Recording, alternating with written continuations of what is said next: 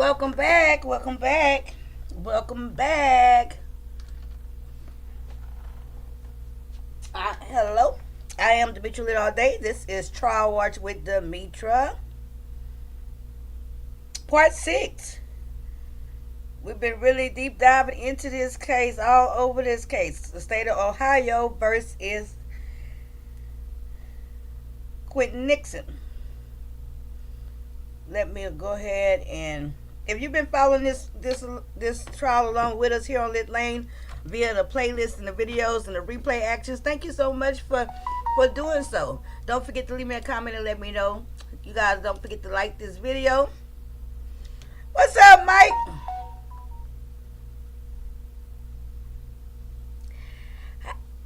Curse me with your curse. My damn front tooth. I know you lying, Mike. I know you lying, Mike. Hey, Renee. I'm only 15 minutes late. I say between 6 and 7. I'm 15 minutes late, but we here. Adam testified tonight. Mike, I know you lying. What's up, Winter? Child, you got to be more careful. I'm hoping that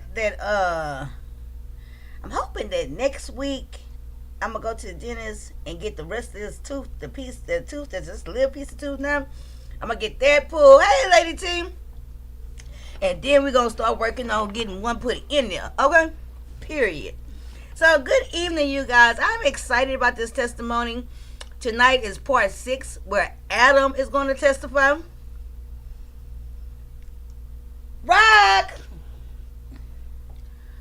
is up in there sitting by the kitchen, y'all. Tonight I got my little cooking done early. I made some fish, I made some shrimp, and I made a good salad. There go Rock. And Renee say hey. I keep missing this damn vaccination truck that had a lower price vaccinations. They do them right down here by my house now. And I think maybe 2 weekends out the month. And it seems like every time when they come, I literally can't go because something going on. But we gonna make it over there, and I'm gonna let you know, Renee, because baby, I was cutting in his hair today, and I don't even want to hear your mouth about it. Okay? Hey, Daniel. So y'all know we've been doing the state of Ohio versus Quinton Nixon, right? And so, as you guys know, and if you're new, we have a playlist on this channel, Trial Watch with Demetra. You will see each part numbered on the playlist. So if you find yourself getting interested in this case, which I hope you do, please go check it out. Okay? Now, I'm not going to even tell y'all, I've been going crazy, right? Because we catching up. Like, we on day 2. We on part 6 over here on Lit Lane, but we actually on trial day number 2, and they had the 3 days. The third day of the trial was last Friday. Hey, Candy Cane, why they have not aired the trial, streamed the trial since Friday? Not yesterday, not today. So they must be on some type of break or something, because, baby, I done been all over the place looking to see what's going on with this trial. I even got today where I Googled the court where they having it at, and I even chatted with the customer service person at the court they in. And the actual trial is taking place in Cleveland, Ohio, right? And I couldn't get no information because I was like, what the hell is going on? But so it's not a verdict or nothing like that. I'm thinking for some particular reason. And then, as a matter of fact, on the court website, when I was trying to, I was gonna call down there or go on a record thing, they say open tomorrow. So maybe for whatever reason down there, the court was closed for a couple of days. Right? So I don't know, but I know it definitely said opens tomorrow morning. So hopefully the trial will be back in session, and we can be we gonna only be a day behind. Okay, so we're gonna get through Adam's testimony tonight, right? Now, last night when we left off with the state doing this redirect of Ronald. Y'all know yesterday we heard Ronald's testimony. We found out that Ronald was the older guy that was living there. He was actually a real roommate.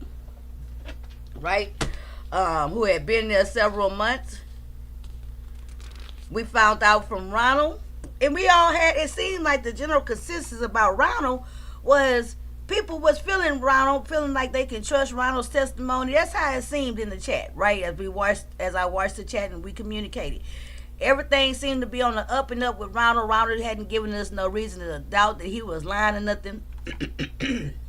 We found out from Ronald that Angel had pretty much been sleeping with her friend, long-term friend, ex-boyfriend, Adam, right before and up until Quinton got there.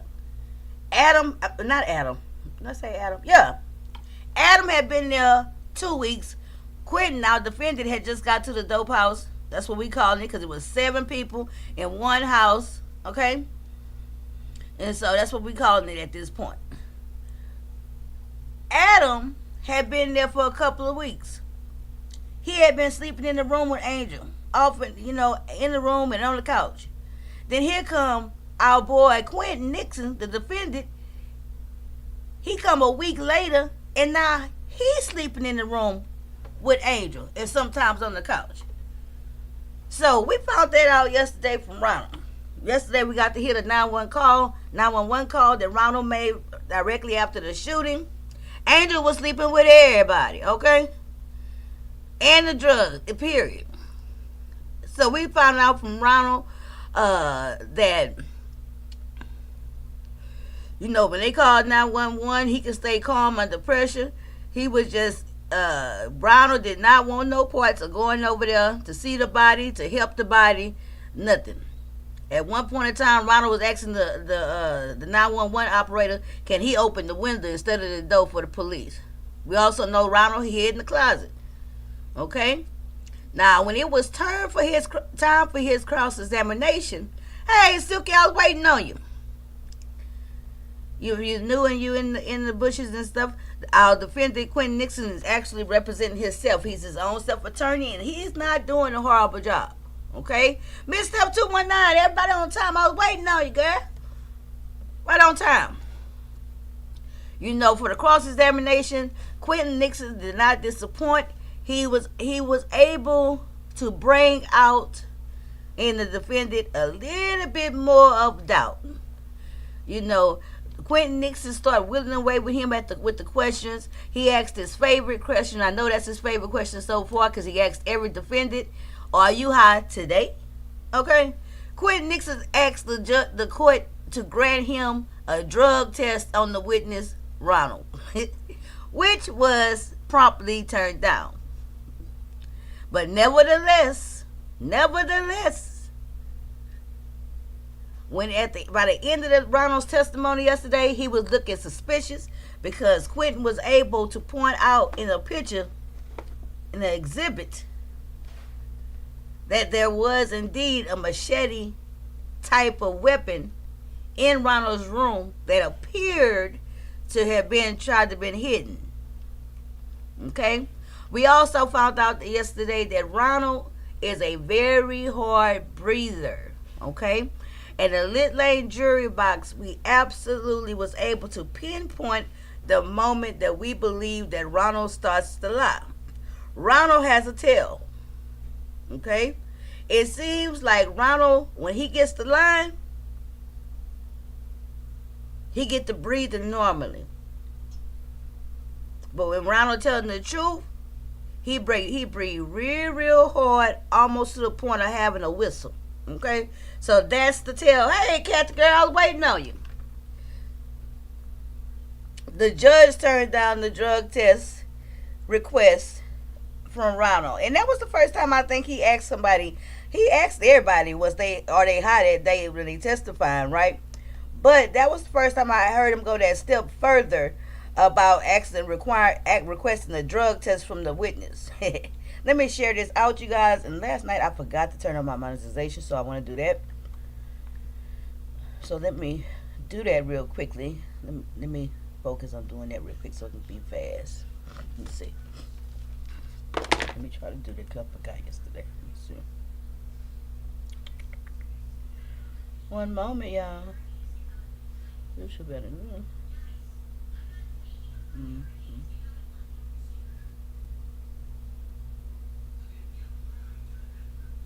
Mess around and let us run out of soda up in here, so I guess we're drinking water, which is probably a good thing. Let's see. Okay. One moment, y'all.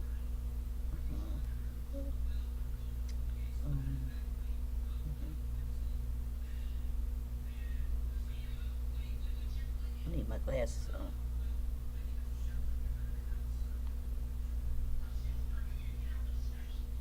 My commercials now. Uh-oh. Like that. Boom.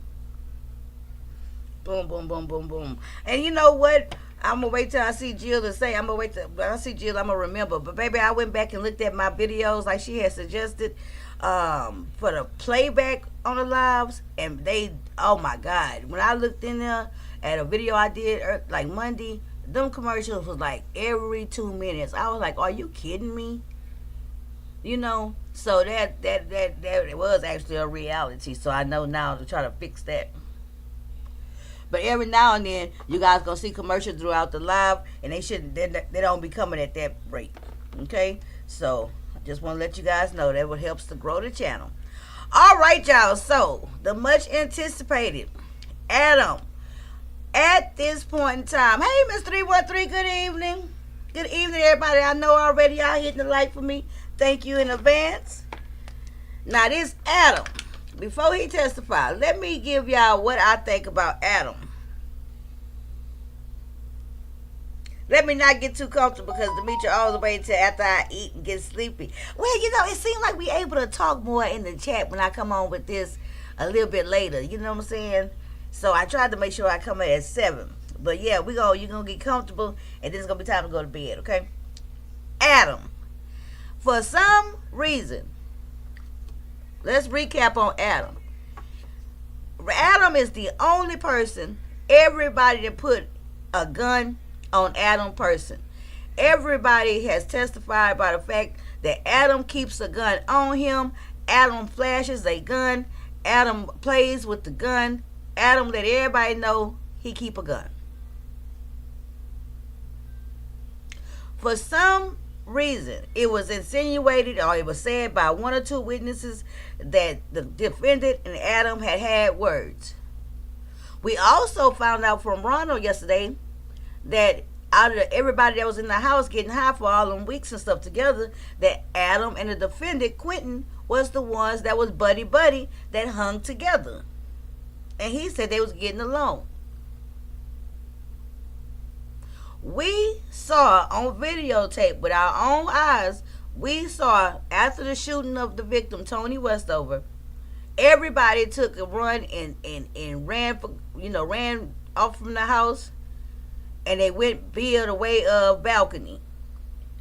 When Adam jumped over that balcony, we saw Adam with his gun in his hand. We saw him pointing the gun back in the house. 98% of the Lit Lane jury box saw the gun flash and saw him shoot back into the house. I didn't see the gun flash. However, I saw the jerking of the gun, which indicated a shot into the house. Adam, from the testimonies that we have gotten so far, from the eyewitnesses that was there, he is the one who called Brian and Tony, the victim who lost her life that day. He was the one that called these 2 people to the house. Nobody else in the house barely knew Brian. Nobody knew the victim, Tony Westover, at all.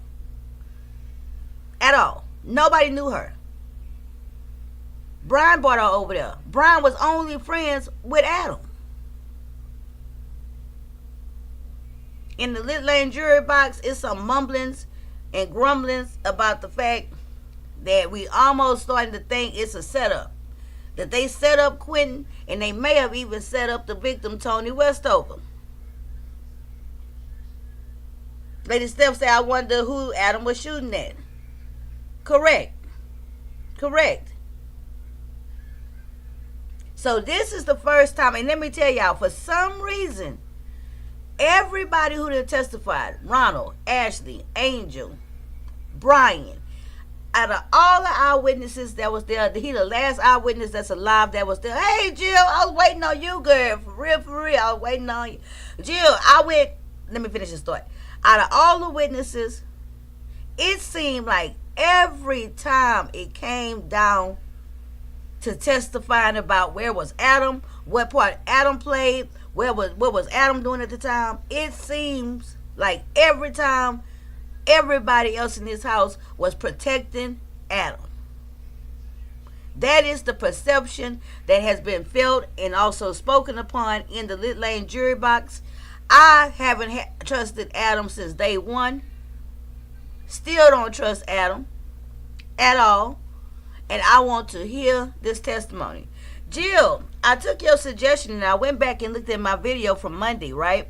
And girl, it was a commercial every 2 minutes. So you was very right about that. So I know now to go back after my lives, like after a day or so, whenever they process, and go calm down some of that the commercials. And I try to put the commercials on the replays for how I don't mind them. I don't mind a commercial every 10 minutes. You know what I'm saying? So thank you for that. And Renee, thank you for letting me know that during the live, the commercials are not aggressive, you know. So I just got to tweak and move here and there with that, okay? So we about to get into this, okay? We about to get into this. Tonight we finna hear from Adam. And one thing, we heard yesterday from Ronald. We heard the state direct. We heard Quinton's cross-examination.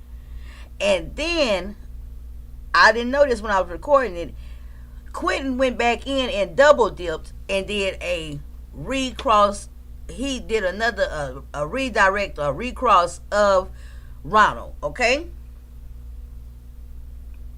Yeah, it's on the playback like that. So I just gotta go in and get it fixed that like the next morning, you know? Yeah. I went to check it on the replay. It's like that. So I know now to go back and check that, you know. We always find out good information from one another, right? So let me pull this window up. Boom. Let me put this picture down. Hold on, let's see. Let's put this picture down. And I'm hoping that tonight, because we only watching this one testimony tonight of Adams, at the end of this live, I really want to put together a fact sheet, the facts that we know, like from the different testimonies. I want y'all to help me out, and I'm gonna write it down so I can have that visual with the facts as we know it and stuff for the recap notes. Okay, so we'll do that at the end, because tomorrow when we come, we're gonna do all the law enforcement that's gonna come up. Okay, so let's get started here. I already checked it, so it should be perfect. Hey, Kurt Vixen, we just started the first video. So this is gonna be the recross examination of Ronald. Okay, right on time, Kurt Vixen. You ain't missed no testimony. Okay, y'all let me know. Drop a 1. The only person I don't see is Diamond. Diamond gonna be here. Y'all drop a 1 if y'all can hear it. They ain't saying nothing yet.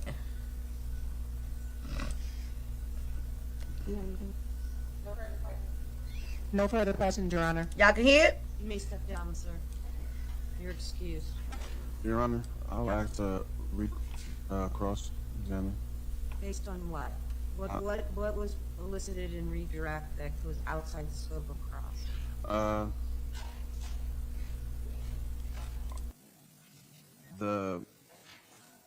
That plastic Okay. poster. You can ask about that specific issue only. We're not going into a whole bunch of other issues. Okay, so we good to go. All right, thank y'all. Mr. Crew, that you testified today about the poster board or the poster you rolled up. Did it come in a box? I don't know if it did or not. It may have. I know when I got it, just in the that plastic wrap. So you didn't take it out of any box or anything like that? No. Did you buy this from the store? Was it mailed or? It was Angel. She had it when I moved in there. Okay.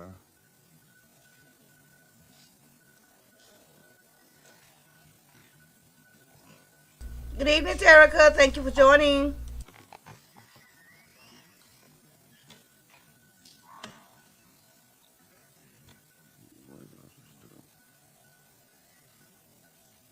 One moment, Your Honor.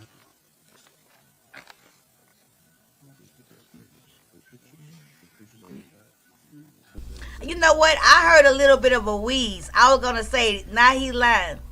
Yeah, Candy Cane, he represented himself, and he elected to have a bench trial. So there is no jury, it's only the judge. That's one of the reasons. That's like the main reason I picked the trial, not knowing what was going to happen or anything, but because of that fact alone, and it has not.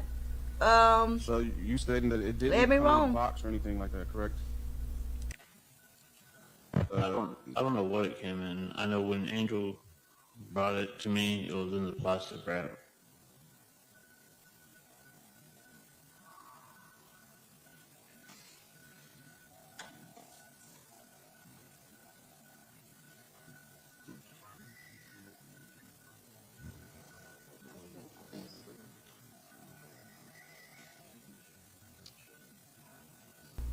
I don't think we even saw a picture of the poster, because I think we asked about that last night.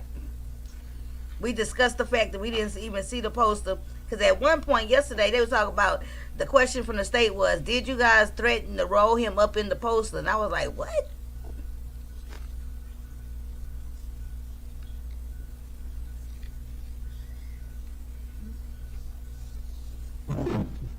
And yes, Candy Cane, he said he has not been doing a horrible job at all. He's been the best pro se attorney I've seen a defendant do. I haven't seen nobody do as well as he's been doing.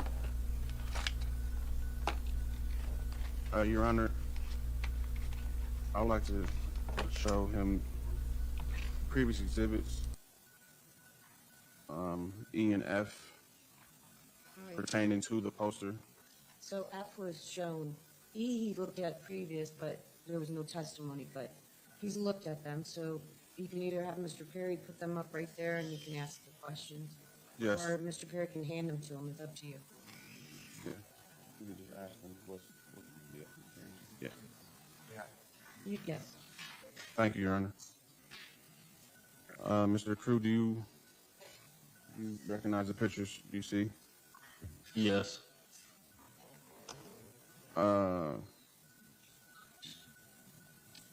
In that picture, is there a placard, which is a police marker that they use to mark evidence? Do you see the placard? You say it's a marker? Like a marker, like it's a yellow plastic thing that they use with a number on it. Oh, like you talking about this number 7? Yeah, that's a placard. To the left, can you tell me what that is in the corner? In that box right there? It's the box. I don't know what's in it. You don't know what that is in your room? It's a box. I don't know what's in it. Okay, because you had testified earlier saying that you put the poster back in the closet. Correct. You didn't put it in that box? It didn't come in that box? Ironic, you not a hardened I criminal. didn't put it in that box. I don't know. I don't know what came in that box, but I put the poster back in the closet. Okay, that was it. All right. Thank you, Mr. You're excused. Now I don't think he a hardened criminal, because remember when we saw the video? Short restroom break. They finna take a break. Remember when we watched the video of the body cam footage from the police at that Circle K? First and last name. Okay, hold Last on. name for the Hold on. record? Adam Wright, WRIGH. Hold on. Okay, here come Adam. That was a quick break because I skipped through that. But anywho, on the body cam footage that we saw in the first day, part 1, when they had him sitting in a police car when they had found the guns, right? At that point in time, the officer asked him about his criminal history, and he said that he had only got in trouble when he was like 18 in another state, and that it had been adjudicated. So as far as up to then, he hadn't been to prison or anything.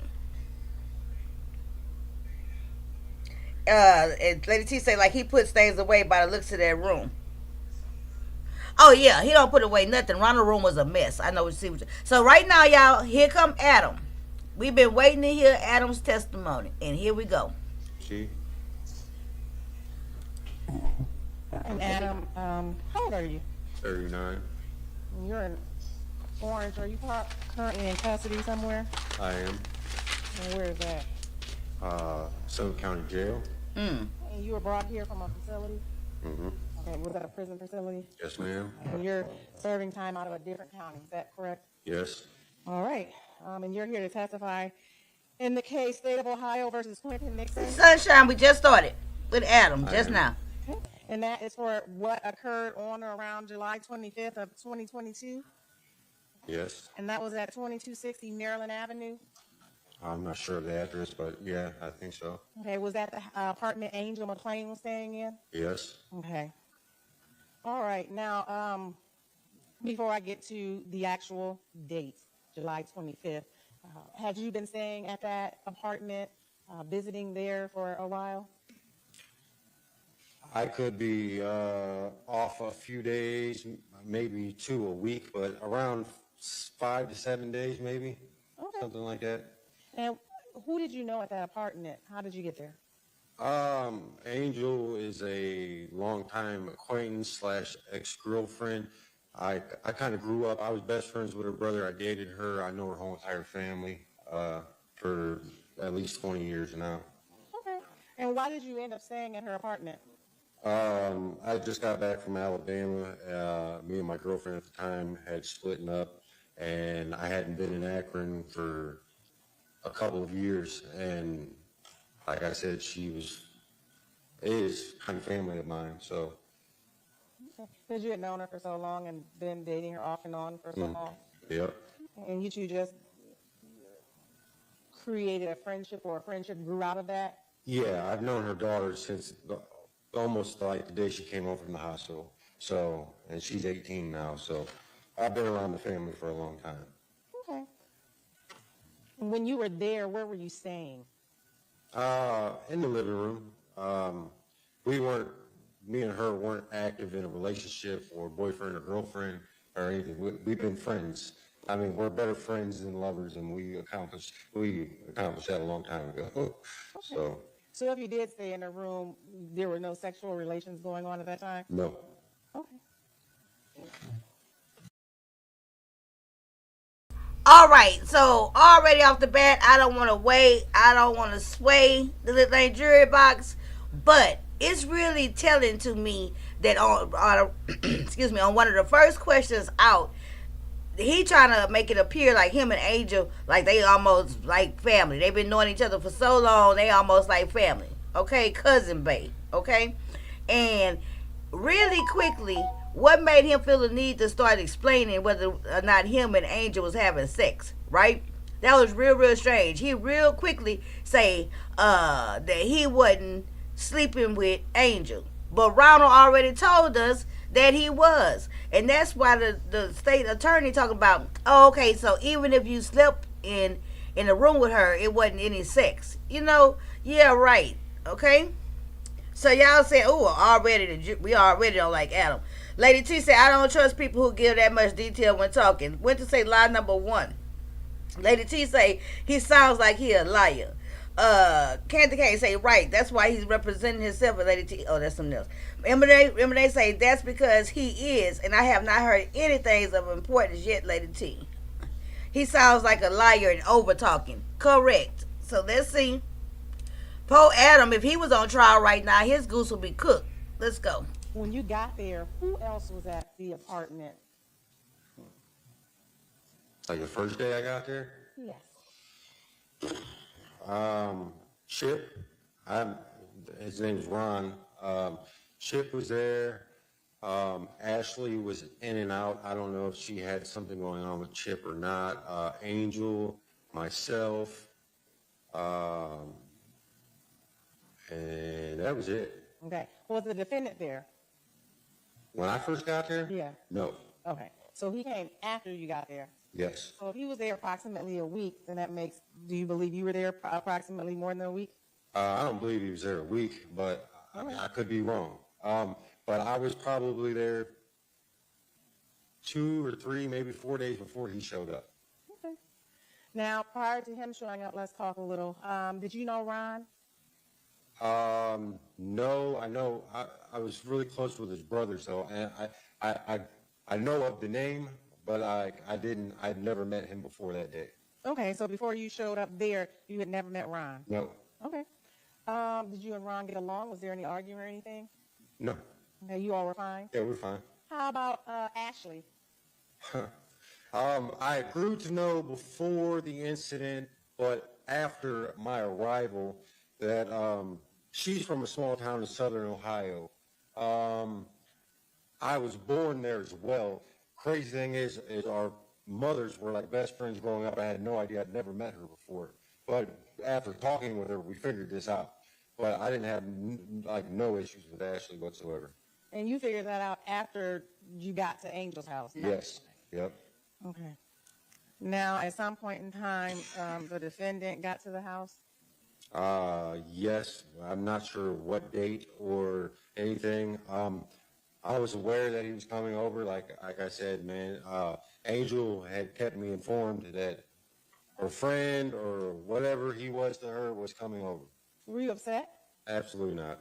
Okay. When he got there, did you two interact? Very little at first. He was kind of standoffish as well. I kind of mind my own business. You know what I mean? I do my own things. So, I mean, maybe like I'm me and he's him. Nice to meet you. That kind of ordeal. We didn't. I mean, we grew to be cordial and stuff like that. There was no hostility whatsoever. So in the beginning, you two were standoffish because you didn't know each other.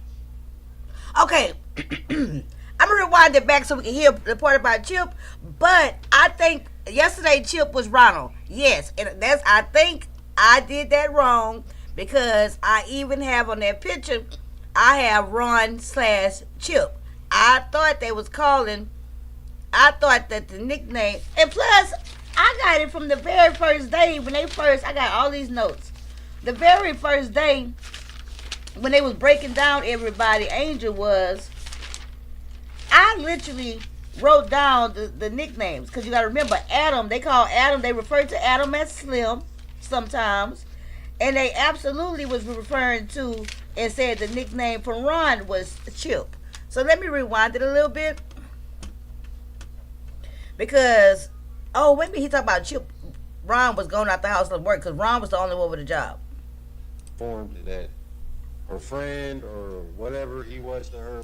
And another thing that I'm catching that Ronald said, Ronald specifically said yesterday that Adam and Quinton was close. I mean, they was even though they didn't know each other at first, they was always the ones hanging together at the house. And now Adam trying to act like he didn't have nothing to do with Quinton. So that's weird. Hold on, let me rewind it. He was in and out. I don't know. I could be off a few days, maybe 2 a week, but around. Yeah. So 11:30. Okay, so Ron was Chip. Okay. Please state your first and last name. Child, we started over. Adam Wright, WRIGHT. And Adam, how old are you? 39. And you're in Orange. Are you currently in custody somewhere? I am. And where is that? He in jail now. And you were brought here from a facility? Mm-hmm. Okay, was that a prison facility? Yes, ma'am. And you're serving time out of a different county. Is that Oh, he in prison, not jail. All right. And you're here to testify in the case State of Ohio versus Quinton Nixon? I am. Okay. And that is for what occurred on or around July 25th of 2022? Yes. And that was at 2260 Maryland Avenue? I'm not sure of the address, but yeah, I think so. Okay. Was that the apartment Angel McClain was staying in? Yes. Okay. All right. Now, before I get to the actual date, July 25th, had you been staying at that apartment, visiting there for a Hit the while? like for me, you guys. Thank you. I could be off a few days, maybe 2 a week, but around 5 to 7 days, maybe, Okay. something like that. And who did you know at that apartment? How did you get there? Angel is a longtime acquaintance slash ex-girlfriend. I kind of grew up. I was best friends with her brother. I dated her. I know her whole entire family for at least 20 years now. Okay. And why did you end up staying at her apartment? I just got back from Alabama. Me and my girlfriend at the time had split up, and I hadn't been in Akron for a couple of years. And like I said, is kind of family of mine. So, Because you had known her for so long and been dating her off and on for so long. yeah. And you two just created a friendship, or a friendship grew out of that? Yeah, I've known her daughter since almost like the day she came home from the hospital. So, and she's 18 now. So, I've been around the family for a long time. Okay. When you were there, where were you staying? In the living room. Me and her weren't active in a relationship or boyfriend or girlfriend or anything. We've been friends. I mean, we're better friends than lovers, and we accomplished that a long time ago. So if you did stay in a room, there were no sexual relations going on at that time? No. Okay. When you got there, who else was at the apartment? Like the first day I got there, Yes. Chip, his name's Ron. Chip was there.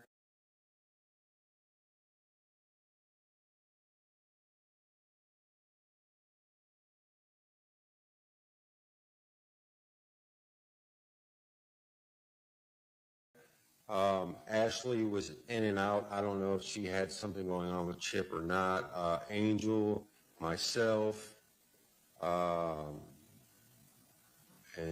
that was it. Okay. Was the defendant there?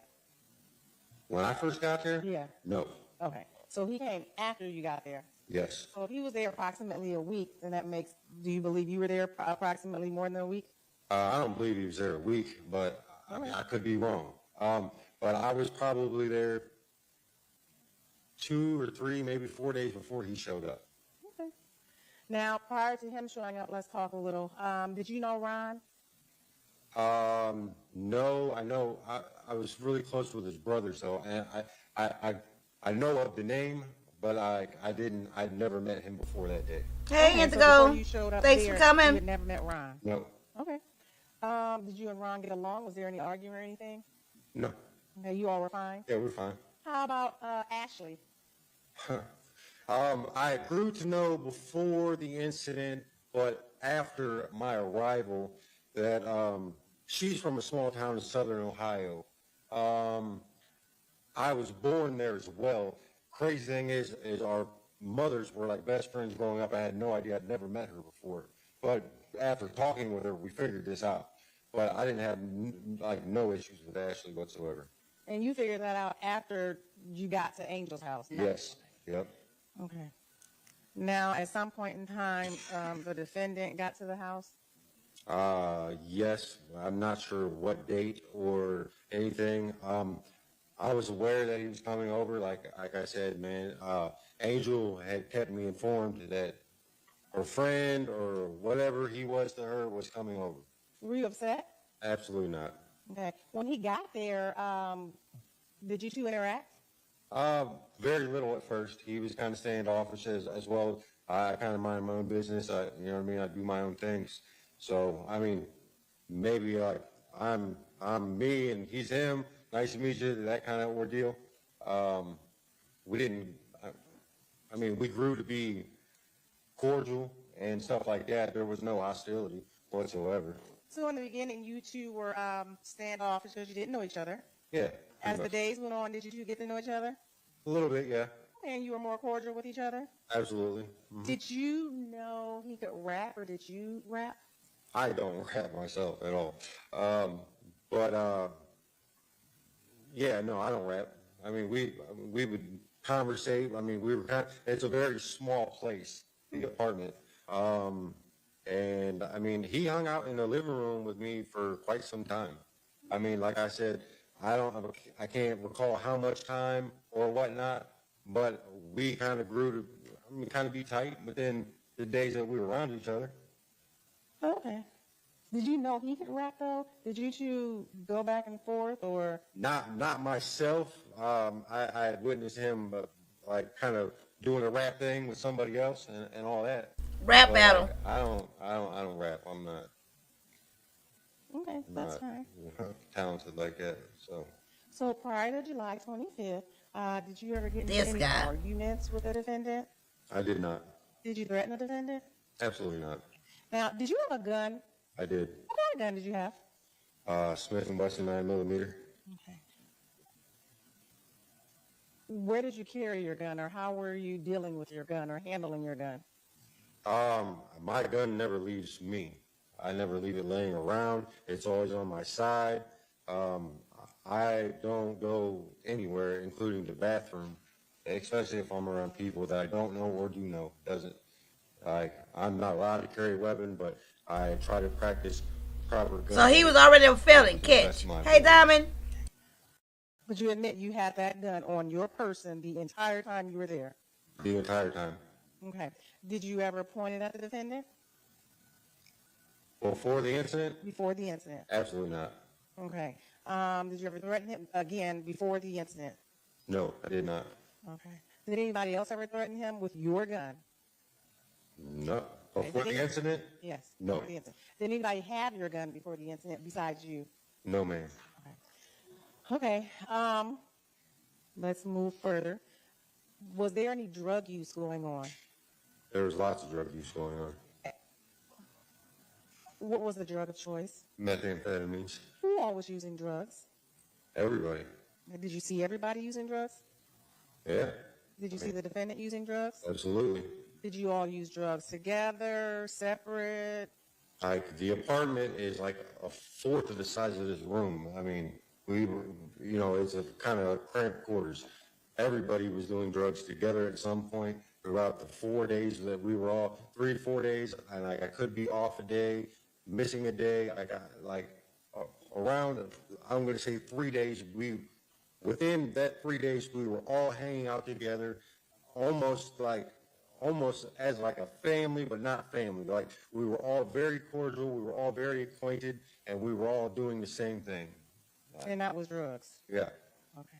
Did you all get much sleep? No, probably not. Like, I slept the first night or the second night that Quinton was at the house. I slept on the couch. I don't know if they went to sleep. I don't know, because I was sleeping. Do you know what a meth high looks like?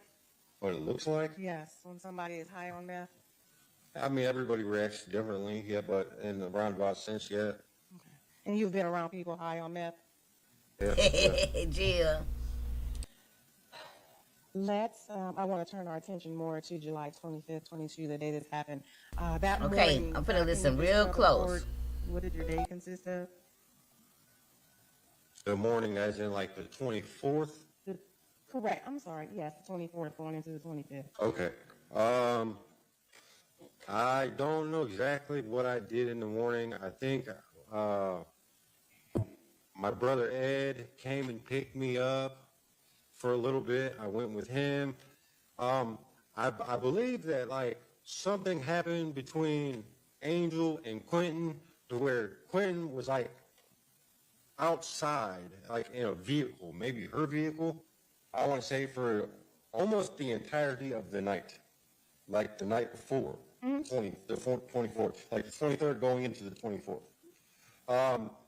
I think I went with Ashley and Chip to like Big Lots or something because we were looking for, I had a cell phone and like it wouldn't charge like the charger part, and we were like trying to get a wireless charger for my phone because I didn't have a phone.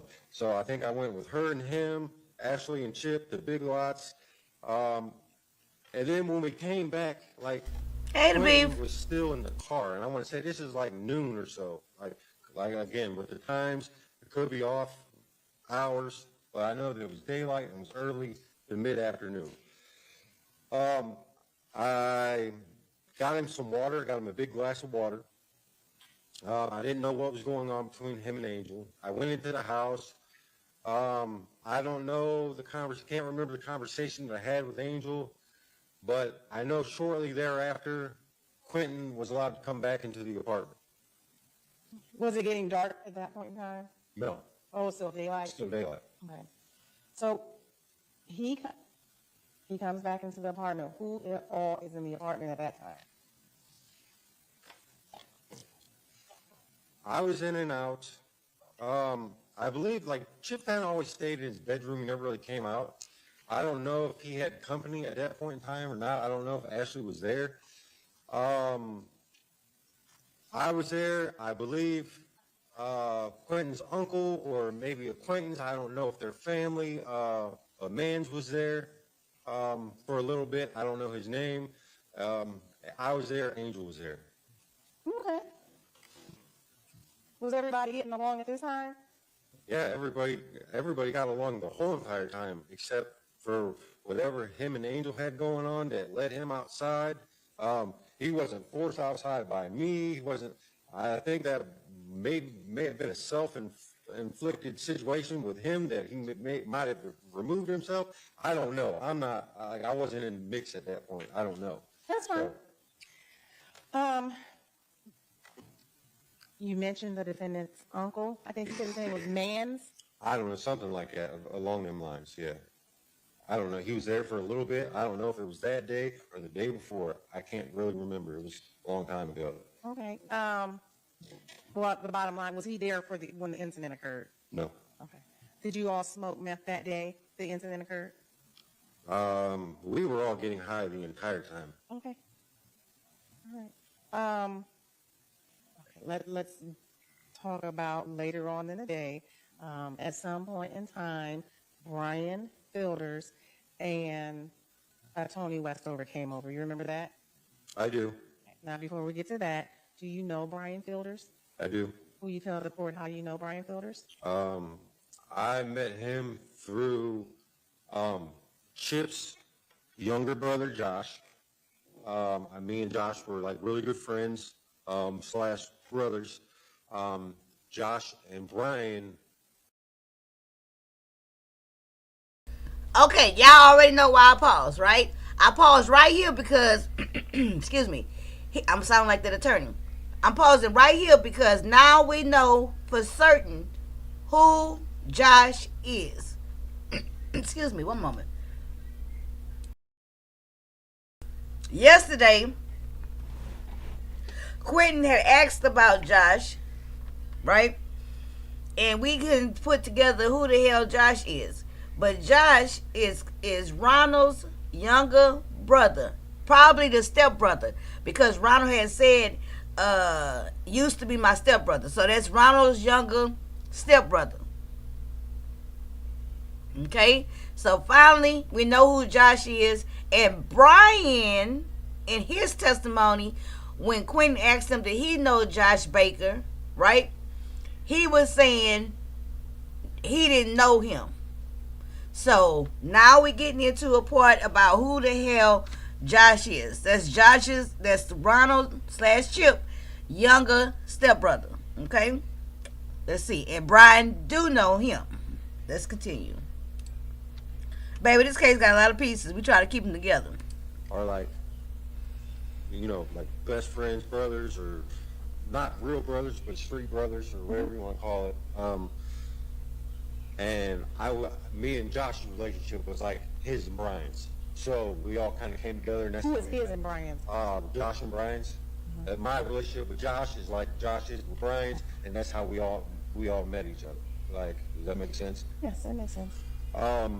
And with just throughout time. Me and Hey, Brian became NYW, close. no problem. Good evening. And my addiction, I had known him at this point probably 3 or 4 years. My addiction at 2 years prior to that, like I said, I'd been in Alabama and Florida and the Carolinas for a couple of years before I came back. I removed myself from everybody just to get away. And so I kind of fell out of touch with everybody. That's why I ended up at Angel's house, because she was the closest thing to family that I have in the area. Okay. So, yeah, I do know Brian. Was there any ill will or hard feelings between you and Brian? Yes, when I first came back, before I left, I ended up leaving in a vehicle that I assumed belonged to him. And, you know, there was a picture or something in the sort of the car. I can't remember what it was, but Brian was highly upset with me. And when I came back, everybody was kind of saying that Brian was mad at me, you know, and I can't really necessarily remember the conversation, but in a roundabout, and the gist of it all, Brian was upset with me. And so, therefore, it was brought to my attention from Angel, and I just got tired of hearing about it. So, Angel and Quinton, I decided I wanted to go over to Brian's house. I was in communication with him on the telephone. Okay. I decided I wanted to go over there, okay? And Angel was like visibly upset, like she was like highly upset, like crying and all this other stuff. Like I said, I mean, Quinton, we were I mean, we weren't like best pals, but we were talking enough at that point to where, you know, he rode in the front passenger seat, Angel drove, I rode in the back seat. They took me over to Brian's house. This was like maybe the night before the incident. And before getting out of the car, somewhere along the lines, Angel was hysterical. Quentin was kind of like, "Are you sure this is a good idea?" And I'm like, and I told him, "Oh, just leave. I'm cool. Just leave. Just get up out of here." So let me just stop you. So they never got out the car? No. Okay. So, okay. They never got out of the car. They dropped me off. This, how can you tell a liar? You can tell a liar when they giving too much information, too much detail, and then basically what he just described is like, how do you say you stole somebody's car without saying you stole somebody's car? Right? He literally just described almost a situation whereas the beef between him and Brian is because he left town in a vehicle that was Brian's. You know, and Brian was mad. Okay, don't that mean it sounded to me like you stole his car?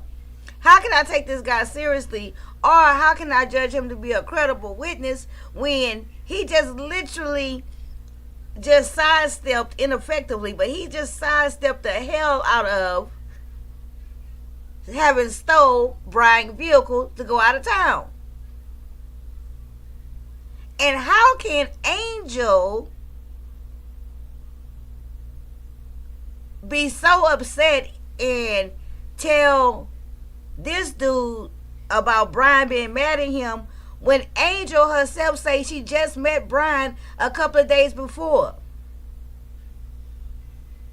Angel said that she just met Brian a couple of days before, and literally she would have had to met Brian through this guy. So if she just met Brian through this guy a couple of days before, right? How could she be informing him that Brian's so upset with them and be so emotionally involved and crying and stuff because he want to go over there? This guy is really freaking lying. He is lying. You know? Oh my God. He's the most obvious liar besides Angel ass. Let's continue. Off at Brian's and wherever they went. And was Brian still in the house when they dropped you off? Yeah. Okay, so Brian did not see Quinton, the defendant did not see Quinton that night? The defendant did not see Brian. Not the first time, no. Okay. Okay.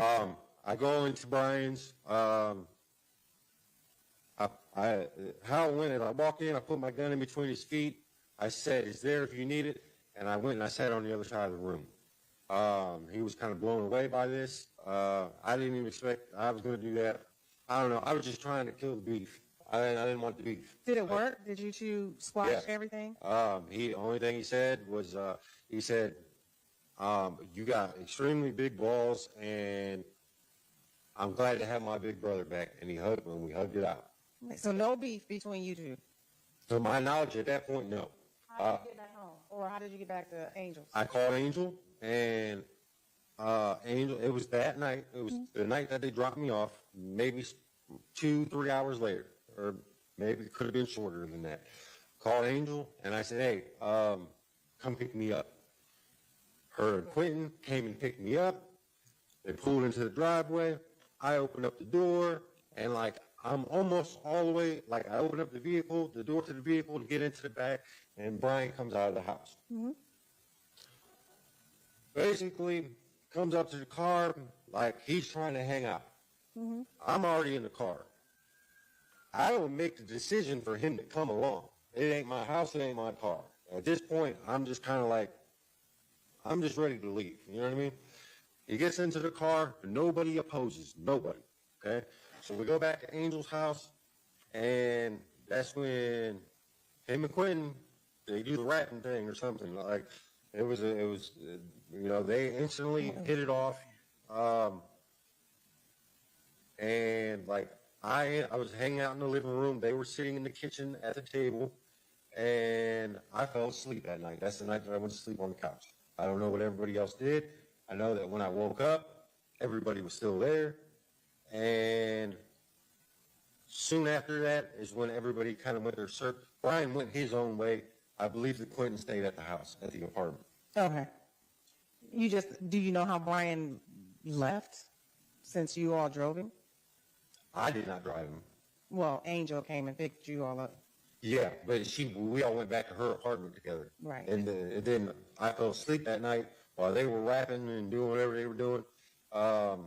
And when I woke up, I can't remember how Brian got home, who came and picked him up, but like, I believe Quinton stayed, Brian left, and that was that. Okay. So when you woke up, and was that the 24th going into the 25th, or the 23rd going into the 24th? That was the 23rd going into the 24th. Okay, so now we're back at the 24th at night. So you talked about what you did that morning already. We kind of Yeah, went back. I went to Big Lots and all that good stuff with Chip Yes, sir. and Ashley. Yep.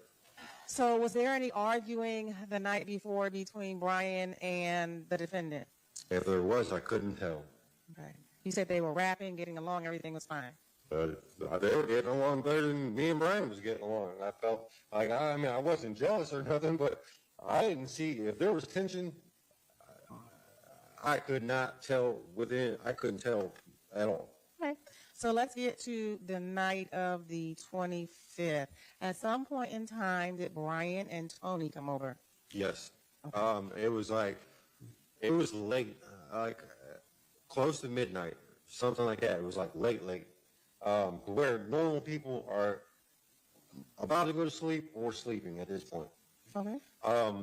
Chip and Angel come out into the living room to where me and Quinton are sitting, and says, hey, we're leaving, and I don't know if Ashley went with them or not. I believe if she was there, she went, but I remember Chip and Angel for sure. And they leave, and like no longer than they like close the door and walk down the steps. It couldn't have been more than 2 minutes. My phone rings, and it's Angel, and she's like, hey, Brian's in the driveway. And I'm like, okay. I kind of like startled, like, why would he knock on the door? And I'm like, tell him to come up. And I believe at that point I heard Chip in the background say, hey, tell him he's got a gun on him. And I'm like, okay. Like, at this point, like I carry a gun everywhere I go. So like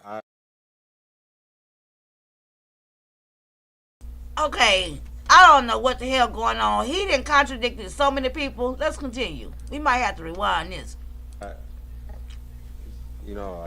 it didn't bother me. I was kind of expected. You know what I mean? Mm-hmm. So, but The only person that comes up is Brian at that point. Okay. And he comes in and like immediately he's like, I don't know, talking about some whisper app stuff Okay. or some shit. And like, Watch his language. well, my apologies. He's like talking like you can clearly tell he's high, Okay. you know? And I kind of like, I'm not into that kind of stuff. Like, Who all was with you when he was talking about this? me, him, and Quinton Okay. are sitting and says, Okay. hey, Oh, I hope y'all hear we're me leaving. chewing my dinner. I thought I had it on mute. I don't know if Ashley. Okay, I'm gonna rewind it back when he started talking about the night of. And that was was that the 24th going into the 25th? Okay, or the let's listen 23rd right going here. into the 24th? That was the 20. Okay, since I rewinded, let's stop. Okay. What we heard just now from him about the day of. What we heard from everybody else up to this time is that Quentin and Brian had only just met that night when he first came. Now this guy is saying they had met before. After him and Quentin and Angel dropped this dude off to Brian's house, which is strange, even though they had beef.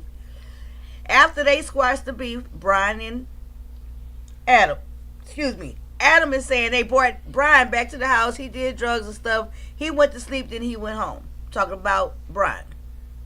Nobody has said anything about this at all. Okay? Nobody up till now, and about 5 people that testified, nobody has said nothing about this. Now, they had said, no. They had said that Brian had came. No. They said Brian had came and he would pop in and out. That's how Angel had said it. And Quinton had said a couple of days before. Right? And then another lie that I caught is don't make sense. If Ronald and Angel had left out the house, left out the house for a couple of minutes, then he get a phone call saying Brian is in the driveway. That don't make sense. Because guess what? Ronald said that he passed up. Ronald said him and Angel on the way to the corner store to get some sodas and stuff, that they passed up Brian and the victim Tony on the way out. So what's this couple of minutes type of stuff, right? That don't even make sense at all. And why would Ronald say something about tell him you got a gun on him? Didn't he just say that when he went to Brian's house to squash the beef, that he put his gun between Brian's legs and say, if it whatever. Let's listen. This dude is lying. And all these lies he's telling ain't gonna get me confused, okay? They're going into the 24th. Okay, so now we're back at the 24th at night. So you talked about what you did that morning already. We kind of Yeah, went back. I went to Big Lots and all that good stuff with Chip Yes, sir. and Ashley. Yep. So was there any arguing the night before between Brian and the defendant? If there was, I couldn't tell. Okay. You said they were rapping, getting along, everything was fine. But they were getting along better than me and Brian was getting along. And I felt like, I wasn't jealous or nothing, but I didn't see, if there was tension, I couldn't tell at all. Okay. So let's get to the night of the 25th. At some point in time, did Brian and Tony come over? Yes. It was late, close to midnight, something like that. It was like late. Where normal people are about to go to sleep or sleeping at this point. Okay. Chip and Angel come out into the living room to where me and Quinton are sitting and says, hey, we're leaving. And I don't know if Ashley went with them or not. I believe if she was there, she went. But I remember Chip and Angel for sure. And they leave, and no longer than they close the door and walk down the steps. It couldn't have been more than 2 minutes. My phone rings, and it's Angel And she's like, hey, Brian's in the driveway. And I'm like, okay. I kind of like startled, like, why wouldn't you knock on the door? And I'm like, tell him to come up. And I believe at that point I heard Chip in the background say, hey, tell him he's got a gun on him. And I'm like, okay. Like, at this point, like I carry a gun everywhere I go. So like it didn't bother me. I was kind of expected. You know what I mean? Okay, so I paused it right there because that's interesting. So now that I heard it a little bit closer, right? I think he indicating that because Angel was on the phone from outside with him, right? With Adam. And he said that Adam was in the background saying, hey, tell him that he got a gun on him. So that the person who must be having the gun on him had to have been Brian. Right? Because he just said, when he heard that part, that he wasn't worried about Brian having a gun on him because he always had his gun and he expected that. Right? So it's only supposed to be two. This is very interesting. We finna catch. This is finna be interesting. Okay, y'all. It's not making sense. You know what they say? When stuff don't make sense, it's probably a lie. Okay. I think he must have meant that. I think he must have meant that he had to have meant that to tell Adam, because Angel was on the phone with with Adam. So Chip in the background saying, tell him he got a gun on him. He had to be referring to Brian because then Adam say he heard that and it didn't faze him any because he kept his gun with him and it was to be expected. And the only reason why it would be expected is because that's the lifestyle they in. You see what I'm saying? So he explaining that right now on this part. When I push play, that's what he's still talking about, the fact that Ronald had said told Angel to tell him that Brian had a gun. Even though we thought Brian, that the gun was in Tony's purse. But I don't want to get ahead of myself. Hold on. Mm-hmm. So, but the only person that comes up is Brian at that point. Okay. And he comes in and like immediately he's like, I don't know, talking about some whisper at stuff or some shit. And like, Watching language.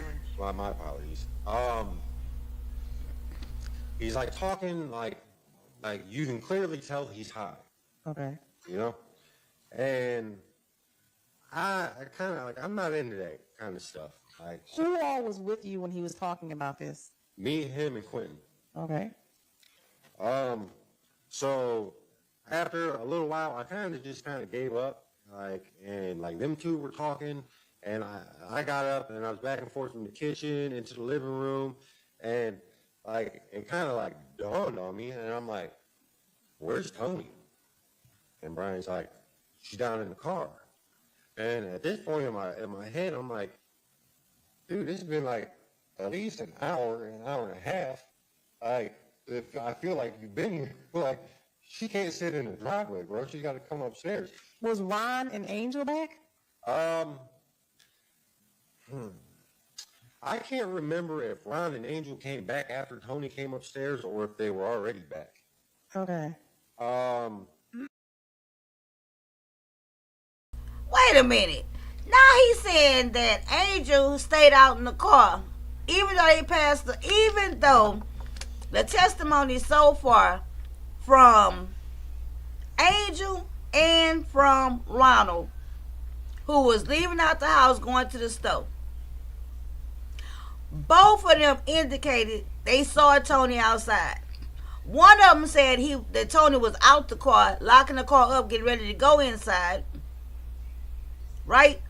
Now this dude talk about that the girl had been sitting outside for 2 hours. Child, let's continue. He too much. Throw the whole Adam away. I want to say that Tony came up before Angel and Chip got back. And so you think Angel and Chip were gone for about an hour and a half? No, like I said, man, we were all high. I don't. Okay. So you may be a little off on the time. Yeah, as I've said from the beginning, I Like, I don't know. They said they were going to get something to eat or sheets or something along them lines. Okay. And so I believe that Tony was in the house when they came back, but like I said, I'm not sure 100%. But they instantly go, like, she shows me this picture or whatever they got, like Who is she? Angel, Okay. like whatever they went to pick up. It was like a poster or something along them lines. And they go back into her bedroom, which is a little strange to me. Like, she's kind of like nosy and she likes to know what's going on. Whatever, I don't. So at this point, so there's a couch, a table, and a couch. And Tony's very quiet when she's like in the house. And it's different than every other time I've ever known Tony. And I don't question it because she's not my girlfriend. It's not my place. I kind of mind my business with that. I don't know if she's like, it's new people, new environment. I have met Tony several times over the years. So you knew Tony before that day? Mm-hmm. Yes, ma'am. How did you know Tony? Through Brian. Oh, okay, but Brian's you've known girlfriend. him for over a year. Okay. Mm-hmm. And even before they were boyfriend and girlfriend, they were friends, So, like, she was very quiet. She didn't say much. She was on her phone the whole entire time. Brian, just being Brian, just kind of like, I don't know, him and Quinton are talking. Like, I'm back and forth from the kitchen. And, like. Where was Tony? Okay, Tony. Okay. Hold on. I'm going to put up State's Exhibit number 13. Do you recognize? Hold on. That monitor right there to your right. Before now, it was pretty much the general consensus of all the witnesses that the three guys, Okay. Adam. Tony was sitting. Let me be quiet. Okay, before you start, there's That they had hung out in the kitchen. At the bottom. Okay? Yeah. If you touch one, you can actually put a mark, an X, where she was sitting. So I'm going to tap the green one. Whatever color. And Tony was Now he sitting needs some right brazen spray. here. Okay, Do you want where everybody else was sitting? correct. Or where everybody else was, yes. Okay. Brian was sitting right here. The table wasn't tipped over. Quinton was sitting like right here. This is like a two-person like love seat thing. Okay. And then when I was in the living room, was sitting right here next to Quinton. Why are they not showing it like they've been showing it? Ashley. Oh, there they go all late. Ashley and Chip and Angel were in one of the two back bedrooms. Okay. Nobody was else in the living room. Okay. I mean, they came out periodically. Like, Angel would come out, go in the kitchen, get something to drink or something, and go right back into the room. It sounded like they were, like, remodeling or something, or hanging pictures up, or Okay. whatever they were doing. Okay. The table was upright, and we were kind of all just sitting there, like, talking. I had like a Nike bag, and I was sitting in the living room. It was kind of like we were smoking, because we didn't really smoke that much until Brian came over, and then like he must have had some dope with him, because that's when we like really was smoking. And like, Boom. Hold on. And when you say we, is it? Boom. Okay, so we already had kind of figured that Brian brought some drugs over there, and we damn sure had a general consensus that Brian might have been the plug. Right? So maybe he wasn't the plug, but you just heard it out of his mouth here, and he got excited when he said that, okay? He got really excited. His whole tone of voice changing, he got excited. And he said they were smoking and everything, but when Brian got there, that's when they really got the smoking big time. Okay? Ciao. Is that you, the defendant, Quinton, and the defendant, Finally. Brian and Tony? yeah, we were all like, I didn't see Tony smoke. Okay. Like, so I must say, like, before I had left out of town and was gone, on my trip and all that, Tony didn't get high. Okay, like she she never, like, I never seen her hide. I never seen her, none of that. And then when I came back, she was different. Okay. Okay. So it was kind of like, I realized this the night that I went over to Brian and Tony's house when they were living in Springfield or wherever that is out there. And that's when I learned. Yes, that she Quinton, the was only like one who this. went to jail for this. So, I had like a Nike, like a drawstring bag that I was keeping. I had like colored pencils and stuff like that. And I had it all out on the floor. And I was sitting next to Quinton on the couch, and Tony and Brian were sitting on the couch as well. And I had disengaged from the conversation almost from the minute that they had walked into or he had walked into the door. Because he was doing the whisper app thing or whatever, and I just wasn't into that. Where did that conversation take place? As soon as he walked into the door, Oh, so it took place by the door. it was taking place the whole entire time. Correct, Steph. Like I said, I just disengaged myself from the conversation. I didn't want conspiracies and all that. I don't know nothing about, like, it's not my kind of thing. So I remember, like, I'm sitting on the couch, like half kind of on the couch, half off the couch, leaning down, and I'm like putting everything back into my bag. Like I said, like colored pencils and all that good stuff, you know. And Quentin looks over at me and gives me like a weird look, like just like questioning me without questioning me about what I'm putting in the bag, right? So I literally dumped everything back out onto the floor because I don't know if he thought I was stealing from him or whatever was going on in his head, right? Okay. So, and I kind of dumped everything out on the bag, on the floor, and I put everything back into the bag so he could see. And he seemed like he was all right with that. I didn't ask. He didn't respond. And I kind of got up and I went into the kitchen. But there's no arguing or fighting up to this point? No, With there was anyone? never any arguing, never any fighting, ever, the whole entire time. And none between Tony and the defendant? No. Okay. Oh, but listen, she didn't even, to my knowledge, she never even spoke to him. Like, 'cause she didn't even, she might have said hi to me, and that was it. Okay. Like, she was quiet. She was like sitting quiet, okay? And then I go into the kitchen Okay. after I put everything back into my bag. Was everybody still in the same spots when you went in the kitchen? Yeah, everybody except me remained where they were. Okay. And the people in the back were still in the back? Yep. What happened when you went in the kitchen? I had my back to everybody that was in the living room because like if you exit the living room, you can literally walk straight to the kitchen sink without having to make any turns or anything. It's kind of like an open kind of area with the kitchen and the living room.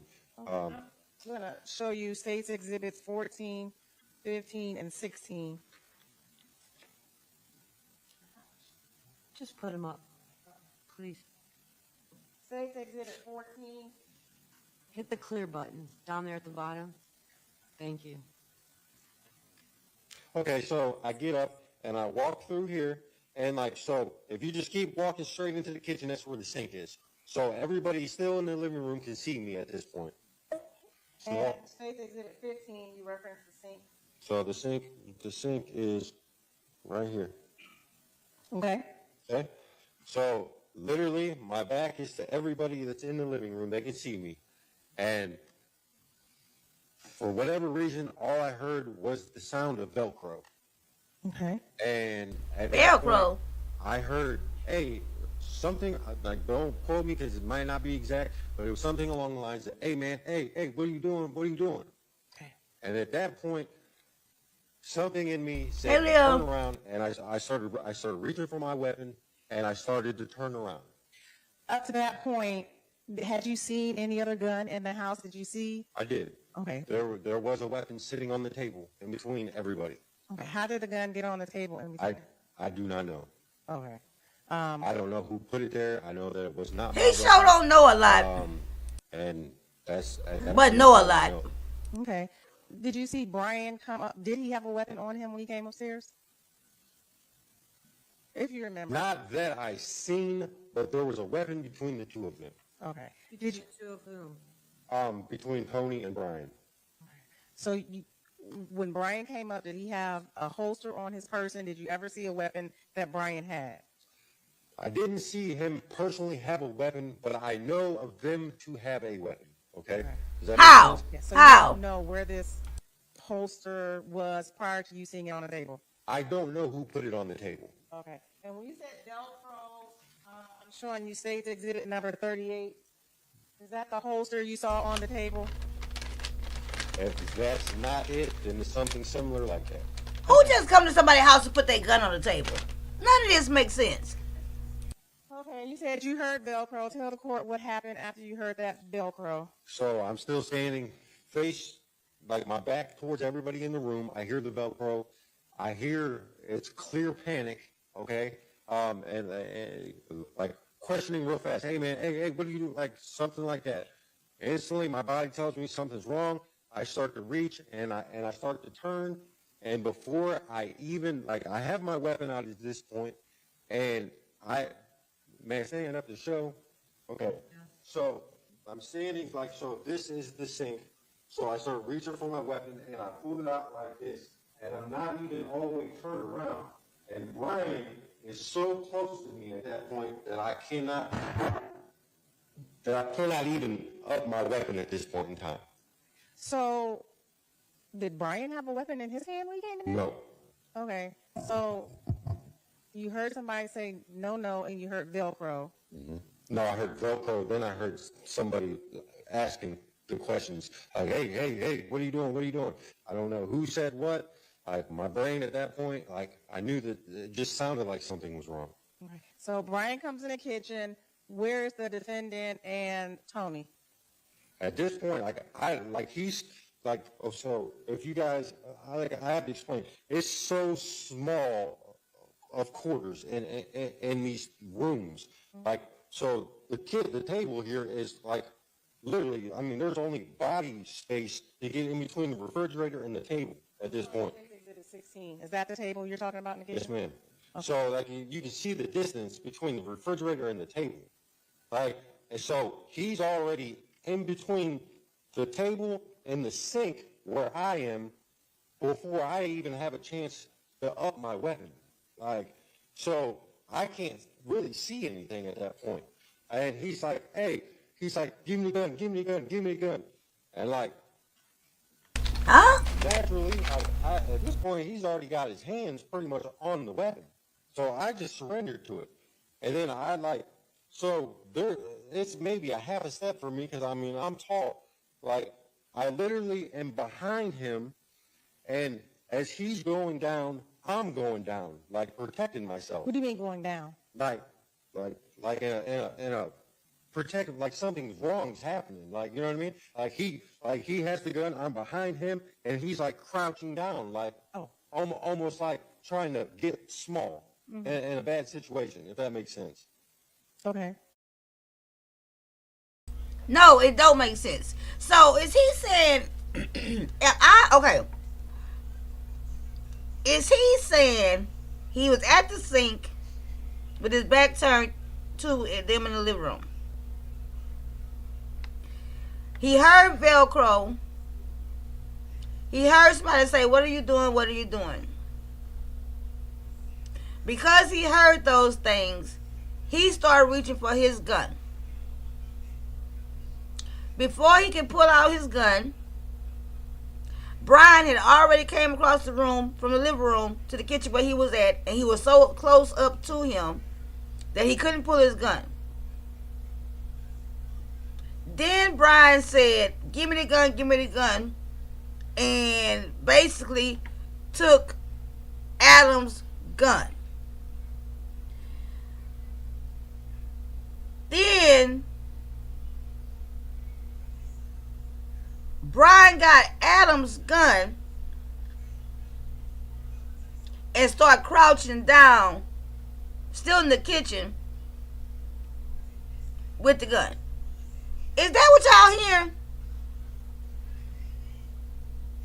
Is that the same thing y'all hearing? You surrendered but still had the gun with you. No, I thought he had took. Okay, is that what you heard? I thought he indicated that Brian took his gun. And how you gonna be John Wayne the gunslinger and been slinging your gun around all goddamn week and now something going down, and you let somebody take your gun. That don't even make sense. So that is what he's trying to say. Oh, wait a minute. Wait a minute. Miss Step 219, I don't think I told you hello when you came in. I'm just not seeing both the steps in the house at the same time right now. Hey. Double stepping. Okay, let's continue. This is crazy. Which means Tony and Quinton are still in the living room. Right, Tony and Quinton still in the living room. That's what I'm saying. He had his gun going over the balcony. So let's continue. Let's continue. Baby, lies don't tell. Who tell it? And I'm behind, and I go down directly behind him, and at that point, I roll underneath the table. Underneath the table, we see in States Exhibit 16. Yes, ma'am. Okay. Like, How he roll under the table from the kitchen? He's right here, like literally on his knee, with his shoulder maybe slightly behind or against that half wall right there. As in ducking for cover with a gun? Pretty much.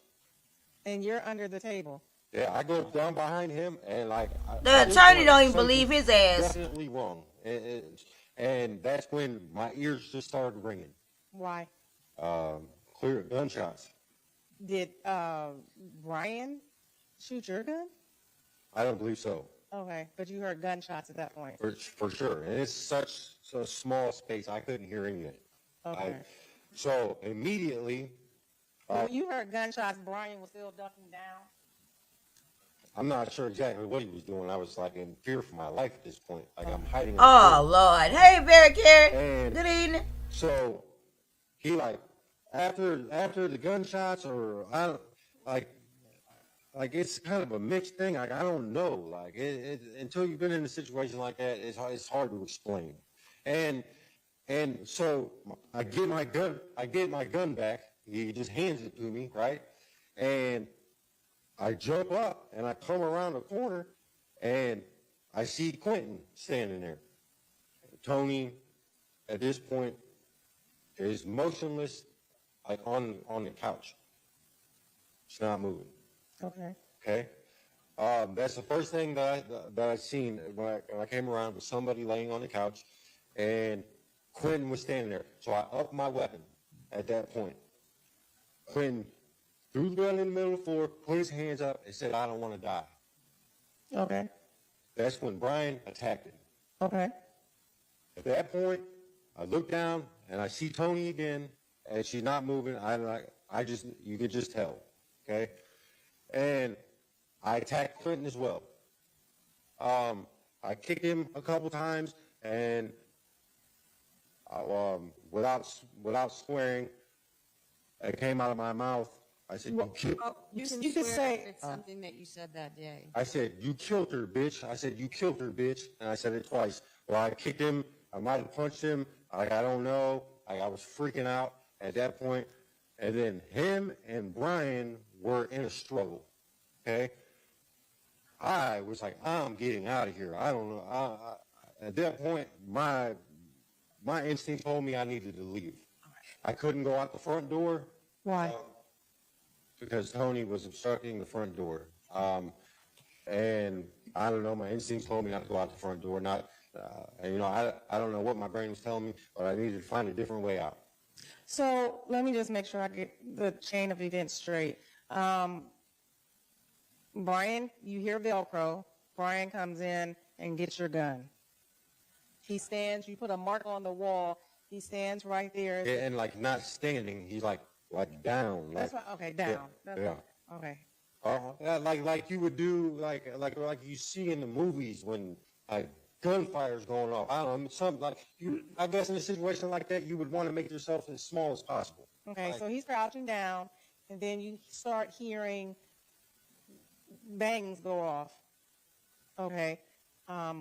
You start hearing bangs go off. Is that correct? I don't want to put words. Okay. Yes, then ma'am. You start hearing bangs go off. And then you said Brian gives you back the gun? Yeah, in a roundabout way. Like I was in, I'm a bigger dude, and like I'm completely underneath this table, like in the corner of the exterior wall in this half wall. Okay, like in the fetal position, like pretty much like I'm scared for my life. I don't know what's going on. Like, and so when everything ceased, which was not very long after, like I couldn't give you a time frame, but it felt like forever. I got my gun back, like and like here, like a here kind of thing.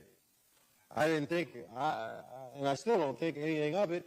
Like at that, I felt that Brian was trying to get to his girlfriend or to whatever the situation may be, because I was behind the wall. When I came out when I crawled out from underneath the table, when I stand up, I'm already at that point being seen by everybody else that's in the living room, because that wall, when you climb. Y'all, I had to make sure and pinch myself because he make me think I'm high or drunk, okay? But I'm not. Oh my God. Out from the table, you're visible at that point. Okay. Okay? Like, and then I stand up and I up my weapon. Quinton's holding a gun, and that's when he sees me and I have a weapon pointed at him. He threw the gun in the floor, put his hands up, and said, "I don't want to die." Okay. That's when the fight started between Brian and the defendant and you and the defendant. Then at that point, I came in and I don't know, man. I remember saying, "You killed her, bitch. You killed her, bitch." And did you hit him with a gun? I don't believe that time. I believe at that time I was kicking him, but I could be wrong. How did that altercation stop? I was like, I need to get out of here. I ain't gonna lie, I had warrants at the time, and I just didn't want to be a part of the situation at all. What did you do? I remember going into the back. I'd been in Chip's bedroom a couple of times. I knew that there was a door in the back, so I opened up his bedroom. Nobody's in the bedroom at that point, so everybody else must have been in Angel's room. And I remember like the door was either I was panicky and I couldn't figure out how to open it, or it was like screwed or something shut, or something. I couldn't get the door open. I remember that. Okay. And so I'm like rocking it, like panicky. So my strength probably a little higher than it normally would be, but I ended up getting the door open about this far. And like I squeezed through the door, and that's when Quinton comes running into the bedroom. What happened? I'm trying to say exhibit number 20. Is that the door you were referring to and you opened? Mm-hmm. Do you remember, is that an accurate representation about how far you were able to open the door? Yeah. Okay. You said you were getting through, and you said, what happened now? Like as I'm like squeezing through the door, because I felt like I got home. If I didn't get stuck, I was very close to being stuck. Right? Because as you see, the door isn't open very far. And as I'm like, I get out onto the balcony, Quinton comes running into the room trying to get out the door as well. And that's when I upped my weapon again on him and told him he would like do not follow me, to get back in the house. Because I knew 911 was coming at some point. It was like 3 o'clock in the morning, and we're in an apartment complex. So at that point, I did not want him coming after me. I don't know what the hell transpired. I'm just trying to leave. Okay. And you said you upped your gun? Yeah, I pointed my weapon at him once again.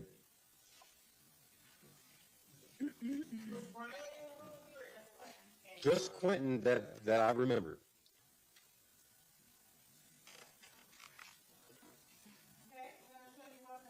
I didn't damn near tuned him out. He's so all over the place.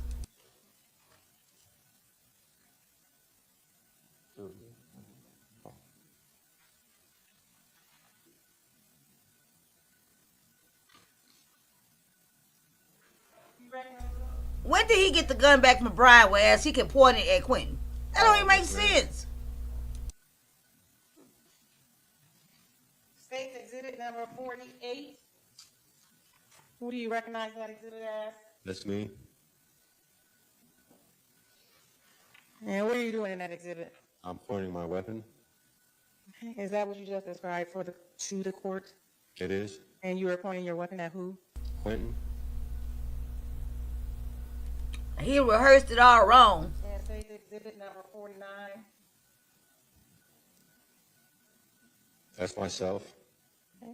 And is it fair to say you are still pointing that weapon? Yes, ma'am. 'Cause he kept trying to come out the door, and like at that point, I was trying. I knew that all I know is like I didn't want him coming after me. Like I don't know what had transpired at that point. Like I was trying to leave the situation. How he don't know what? Wait. How he gonna say he don't know what's going on at that point when he just said he set up and said, "You killed the bitch. You killed the bitch." So how he don't know what's going on at this point? Oh my God. At that point, This time. well, tell the court what happened after you got down that time. So I remember like I took off running down the street, but I didn't make it very far because Brian started yelling. I heard my name plain as day. It was like Slim, Slim, Slim. That's what they call me. That's my nickname. And for some strange reason, I just happened to turn around and go back. I don't call it a God moment or whatever you want to call it. I just happened to go back. And I went back into the apartment. Okay. When I went back into the apartment, How did you get back into the apartment? I climbed back up. Okay. And how much time had passed? Man, that seemed like a lifetime. I'm not gonna lie. Well, let me put it this way. It was quick enough for him to say your name that you still heard it. Is that fair to say? Oh yeah, man. Okay. Yeah. Like I might have made it a house or two. Okay. But I'm just saying, in my world, it seemed like a lifetime. Okay. So when I get back into the apartment, I go back through the same door, and I go down the hallway. So when you come out of Chip's room, there's another bedroom directly across. Yeah. Okay. That door's closed. I go back in, and like I still have my weapon at this point, and I come to the corner where like Tony was originally sitting before this all happened, like right there at that corner. And I pause for a second, and then I come around the corner, and I see Quinton. Brian's face down on the ground. I'm putting up State Exhibit 10. Is this picture okay for you to demonstrate that, or do you want a different angle? I mean, I can somewhere in the living room, and I don't know where. Okay, my focus isn't like at this point. I don't plan on, you know what I mean. Like this is so. I see Quinton. Brian is face down on the floor. Quinton's on top of him with a gun. Okay. Okay. The defendant had the gun back at this point. Quinton. Yes. So I up my weapon one more time, and he sees me. Does the same stuff. Throws a weapon in the middle of the floor, puts his hands up, says, "I don't want to die." This is the time I hit him with my weapon. Okay. I went into the living room, and I hit him with my weapon, and freed Brian from whatever was going on. And that's when I exited the house. When I ran down the hallway, that's when I opened up Angel and Chip's door, and I said, "Call 911. Call 911." And that's when I went back through Chip's bedroom and back through the door, and I jumped off. And I ran from there. At that point, I could hear the police and everything else coming, and I took off. Okay. You weren't around when, did you see Brian Felders leave, or did you see the defendant I leave? didn't see anybody leave. Did you see the police come? I did not see the police show up. I was already gone at that point. I could hear them, though. And from there, did you leave town? No, ma'am. I made it like one. I went, when I jumped off that time, it was like slightly up the back. There's like a hill or something right there. And I went behind I went behind the house that was next to it and onto the next street, maybe a block up. And I found, it was like maybe where they tore a house down or something. And there's like a field with like some weeds and some trees. And there was a fence. And I laid down by the fence and I just laid there. And within 10 or 15 minutes, there was like a torrential, like a tropical rainstorm that I laid there through all night long. Did you talk to the police anytime? Wait a minute. Not Wait a until minute. I Wait. talked to the police. Wait. Did he just say? Did he just say he hid behind a tall fence? And he laid there all night during the torrential rains and tropical storm Andrew. Is that what this man just said? Girl, boo. Until they came and picked me up on Tuesday of last week. Okay. Did you say at some point in time you left Akron? Yes, ma'am. And when they picked you up, and that was from a prison facility? Yes, ma'am. Were you later or subsequently interviewed by Detective Hornacek? I was. Okay.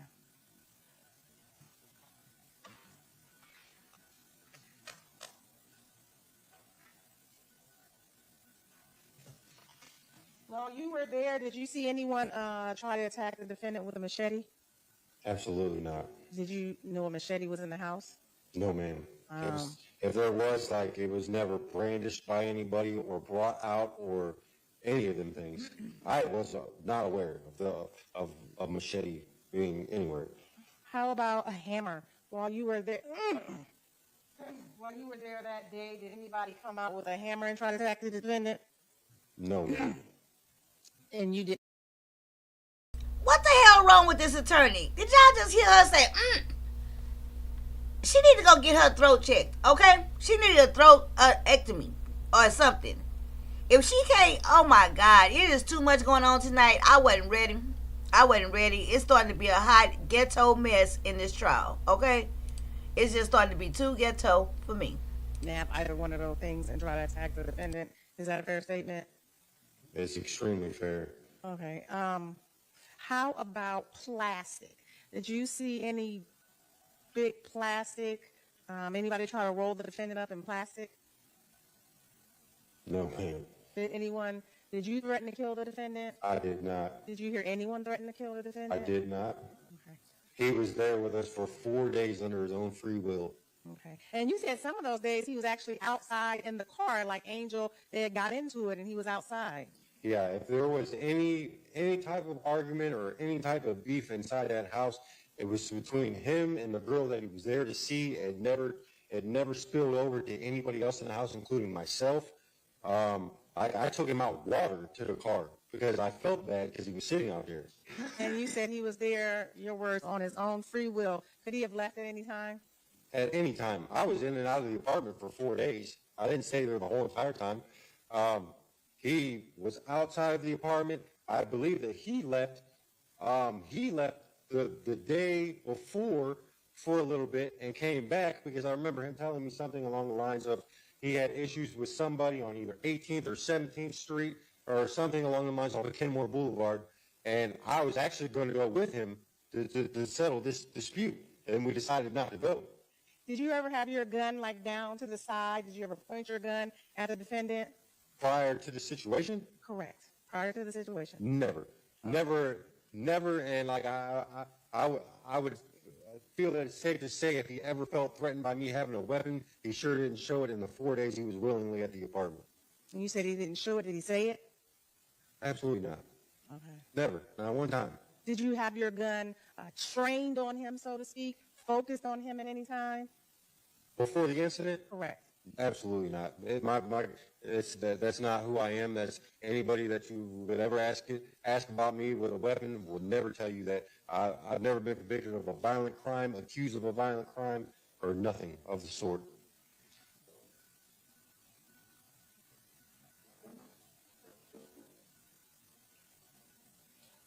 Did you ever tell the defendant that Tony was the police? No. Okay. Did you ever tell the defendant to shoot Tony? Absolutely not. Did you ever hear anyone tell the defendant to shoot Tony? I did not.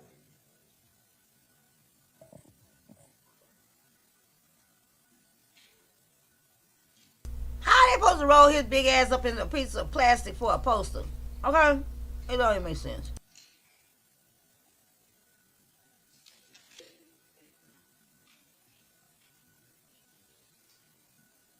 And when I first showed you States Exhibit 10 and the other exhibits of the living room, you stated the table wasn't knocked over and all of that. by the time you left, is this a fair and accurate representation of how the living room was? After I left the second time, Yes. yes, ma'am. I mean, everything was, like, to be honest with you, I didn't take the time to take inventory on how the house was. He I ain't was never heard freaked of out. a one-word answer though. He talks so much. But, I mean, that seems to be about right. I mean, I'm showing you State's Exhibit number 11. You talked about a Nike bag. Just curious, is this I'm doing the wrong one. Is this the bag you're referring to, or? yeah, ma'am. Okay. Yeah, ma'am. Winter, you had to break down them key points because all I heard was a bunch of bullshit and lies. Give me 1 second, Your Honor, please. Right, and they having that bench trial, so I guess this how they do it, where everybody just sitting around a long table without the formalities of sitting, separate from each other. That's not what I'm saying. I'm saying that his nose mean yes, and all that chattering is to distract us from the truth. Oh, child, they were scattering like roaches. Okay. Now I know that was a lot, and I said I was gonna record it, rewind it. But we might need to keep listening and not go too hard into that first part. Let's listen and see what Quinton gonna get him to say. And I think that Quinton, if he do his job right here, we might be able to get some clarity, because everything about what he just said, from the moment he went to that sink to the moment the shots went off and everything that had to happen afterwards, all of that was a mess. A mess. And if Brian took his weapon and had the gun, why didn't he shoot Quinton when Quinton had his woman by the hair and a gun pointed at her head? And let me ask y'all this. When Brian was testifying yesterday, we never heard Brian say nothing about having had possession of Adam's gun.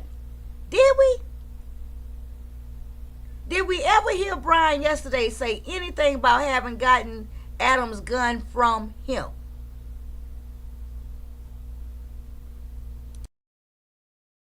Let's move on to the next part of this. Let me change the thing.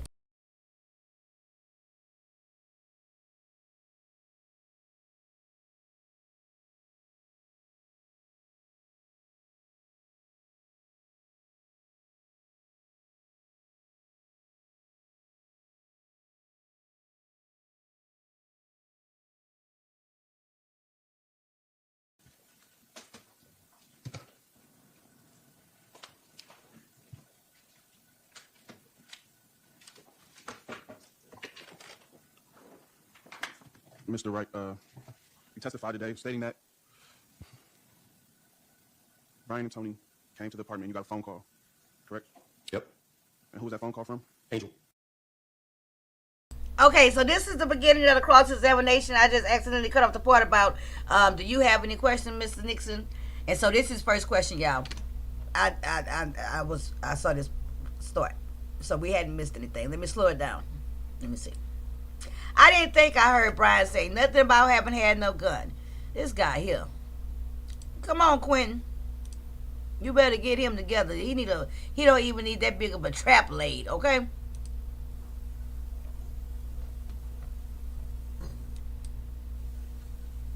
Let's go.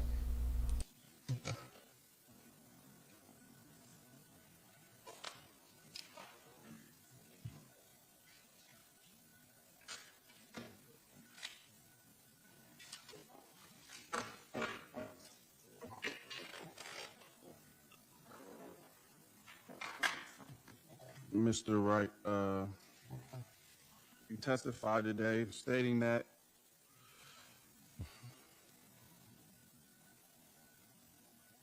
Brian and Tony came to the apartment and you got a phone call, correct? Yep.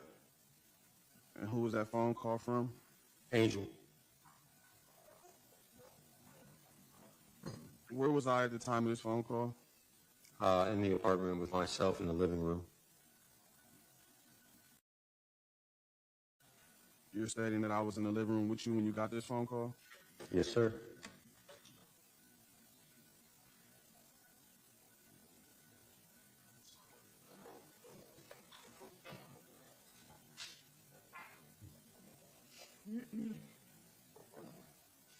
During that phone call, you stated that one of either Angel or Chip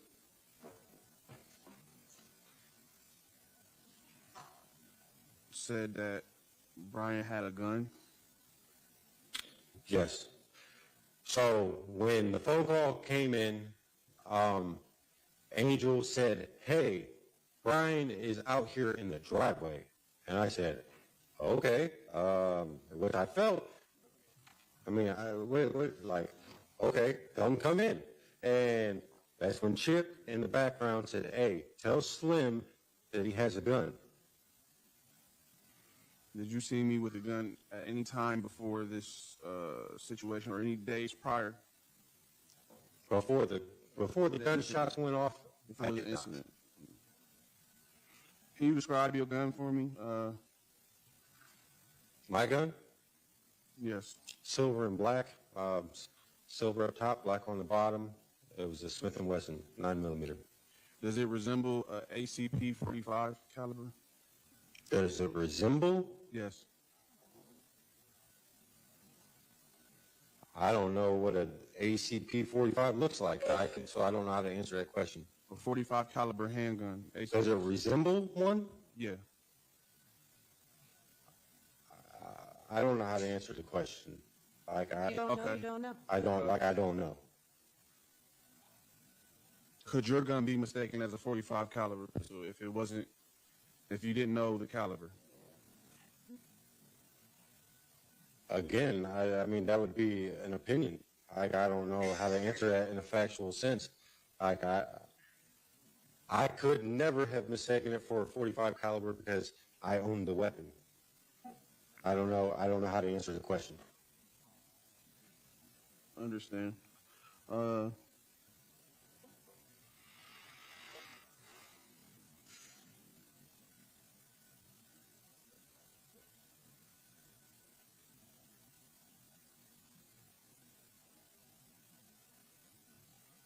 At the time of the incident, were you on parole?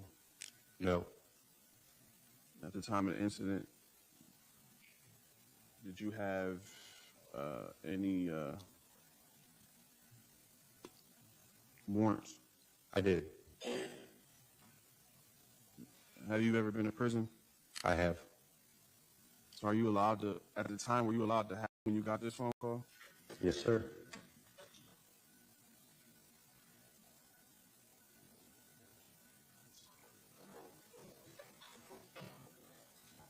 I rewinded it, y'all. During that phone call, you stated that one of either Angel or Chip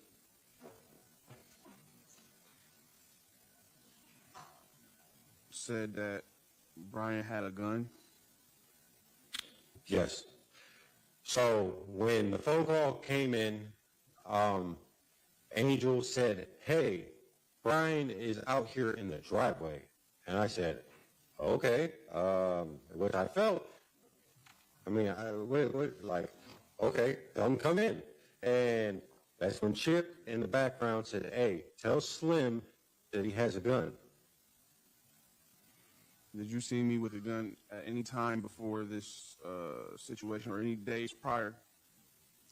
Before the gunshots went off, Before I the did not. incident. Can you describe your gun for me? My gun, Yes. silver and black, silver up top, black on the bottom. It was a Smith & Wesson 9mm. Does it resemble a ACP 45 caliber? Does it resemble? Yes. I don't know what an ACP 45 looks like. So I don't know how to answer that question. A 45 caliber handgun. ACP. Does it resemble one? Yeah. I don't know how to answer the question.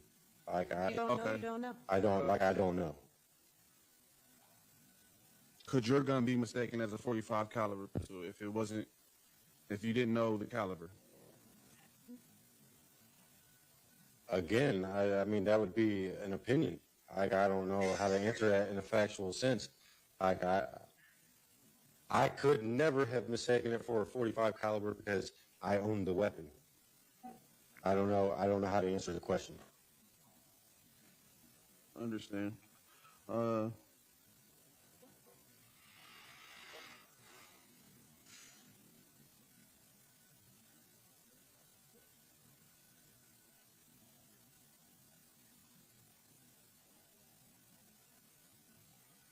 At the time of the incident, were you on parole? No. At the time of the incident, did you have any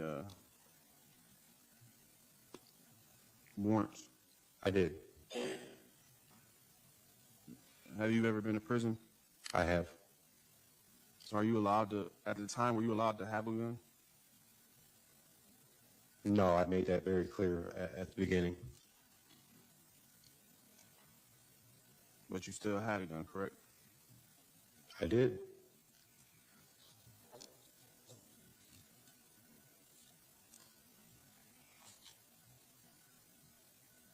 Did you ever tell me that Brian and Tony was coming over or coming up and that Brian had a gun?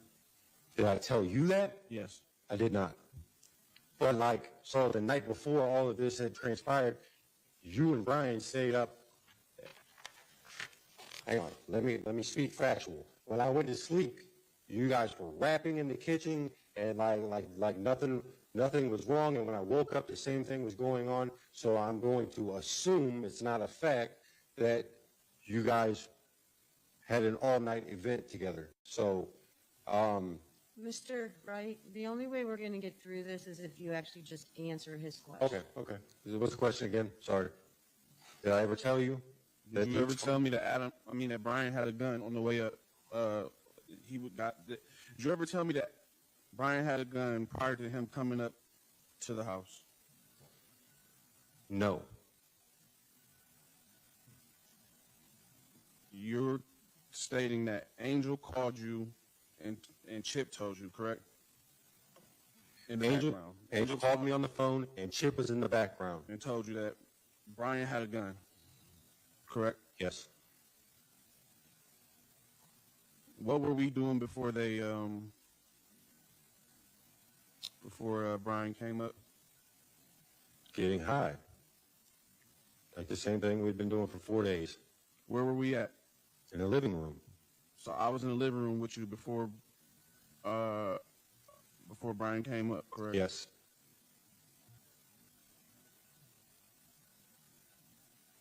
Do you know that you're under oath? Yes. Here we go. Are you high? Do you remember talking to a Detective Hornacek and being? I thought he was gonna say, "Are you high right now?" Tuesday of last week, I do. Do you know that interview was recorded? I assume it was. Do you remember saying to Detective Hornacek that I was in the room when you got that call? I don't believe I ever told the detective that. You don't believe, or you? I need a more clarified answer. Do you remember or do you not? I do not remember.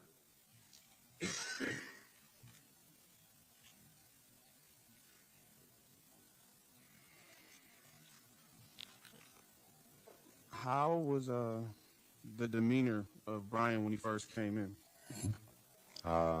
High. Sketchy. Does that answer your question? Yeah. And so, would you say Brian is an aggressive person?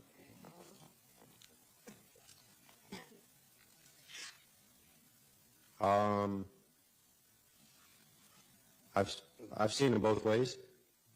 And overall, not unless he has to be, I guess.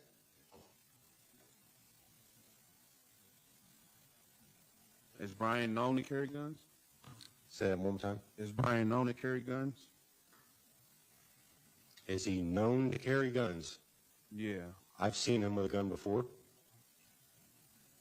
I can't say that he's known to carry guns. So when Brian came in, you stated that I was in the living room with you. I did. And we were getting high. And you also stated that Tony was in her car for about an hour prior. Like, I cannot be certain on the times, but Brian came up before Tony did, for sure. And you told Brian to call her up, like, right? I said, where is Tony? He said, she's in the car in the driveway. I said, hey, dude, she can't be sitting in the car at the wee hours in the morning. Tell her to come up. So you did tell him to tell her to come up, correct? In a roundabout way, yeah.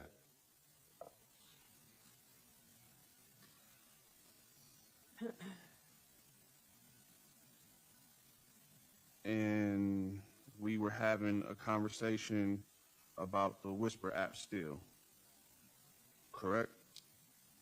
Who was we? Me, Brian, and you. I was not engaged in that conversation after the first 5 minutes that he was there.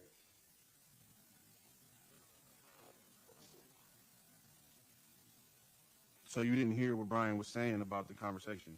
I mean, about this app? When you guys were talking, Yeah.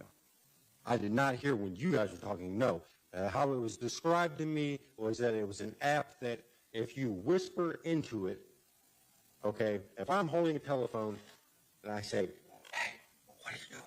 All right, I can whisper into my phone, and wherever it is sent to is played in full volume. Okay. Do you ever remember Brian stating that What? it was on my phone or on Tony's phone? I don't remember anybody stating it was on anybody's phone. Do you ever remember Brian having my phone and checking my phone for apps? I do not remember that. But you do remember Brian, you do remember getting a phone call stating Brian had a gun prior to this? I've said that, yes. Yes, and he said that's doing it Testified from the today and state. stated that you don't know how the gun Hold on. Let me came push about on the pause. table.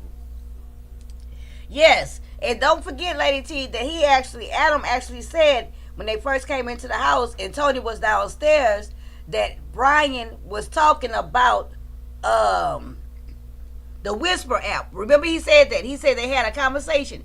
And he said by the time they was in the living room that he tuned out of the conversation because he wasn't into conspiracies and all that. So Adam already said, yes, he was the second one that confirmed about the Whisper app and stuff, okay? Kurt Vixen say, how didn't he hear anything but can tell what app it is? I don't know, but why would Brian have his phone? But they was definitely talking in that kitchen before Tony came in the house about that app thing. Okay, and they're saying that Brian was suspicious of the app. Excuse me. And apparently, I thought it was of Tony, but they talking about like the app was on Quinton. But let's continue. Let's see. Because Correct. you were in the Yeah, he kitchen, awake right? now. I said I did not remember who put the gun on the table, how the gun had gotten on the table. I was in the kitchen when the gun was picked up. Was the gun in, do you know if the gun was inside of the holster? It was inside of something that I assumed to be a holster. Like I said, it wasn't my weapon. I didn't pick it up. I didn't verify what it was or whose it was. It was not mine. Are you scared of Brian? Am I scared of Brian? Yeah. I am not. That's why you guys dropped me off at his house.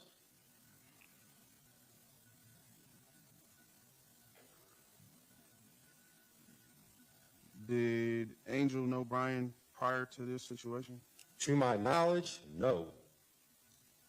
Did she give you any reason to believe that she knew him?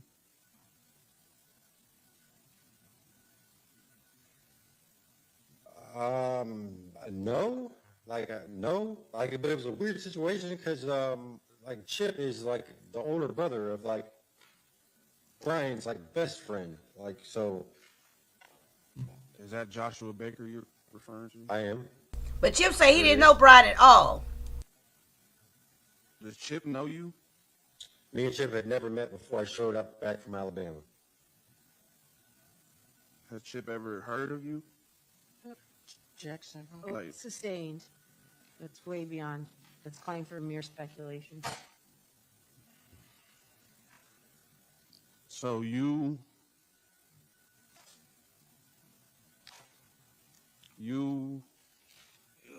Brian, Joshua Baker, The security known all up in like his your testimony. brothers, correct? Considered. That's what you would call it, correct? I mean, we were all good friends at one point. Prior to you coming back from Alabama, right? Correct. Me and Josh had fell out before I left. So, like, at that point, me and Josh really weren't talking. Why did you and Brian fall out again? Because I left in a car that didn't belong to me, that he let me use, and took off and went to Alabama. Child, he stole the car. Why would he say that? Can't trust no liar. Do you remember stating to the detective it was something about a picture of his son? Yeah, in the car it was said to me that there was a picture of his dead son that was in the car, and that was the biggest issue. Earlier you said that you didn't know what the picture was. Still to this day, I've never seen the picture. But I'm saying earlier today when you testified, you said you didn't know what the picture was in the car, but now you know what the picture is, correct? I'm confused. We never talked about the picture. The prosecutor asked you about the beef that you guys had squashed, and you said that you took the car and There was something in the car that belonged to him. Okay. Yeah, it was we never talked about the picture.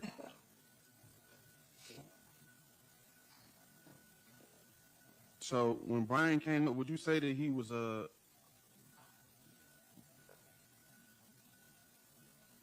aggressive?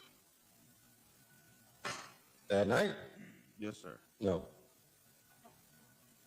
Not aggressive enough for anybody to want to leave the apartment. If that's what you're asking, nobody felt afraid. Was I aggressive that night? Prior to the incident? Nobody was aggressive the whole entire time. I've stated that at least 3 or 4 times. Why the judge not telling him just to answer the damn question? Did you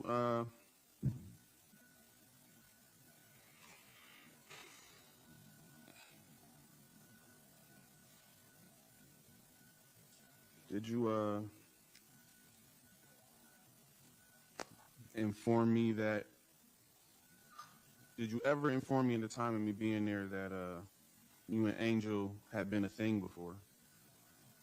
Yeah, like the first or the second date. Like, we were friends. You knew that. Like, it was like, that's one of the, if we had ever had a conversation, that's one of the first conversations we had, and we both had an understanding. You stated that I was a little standoffish, correct?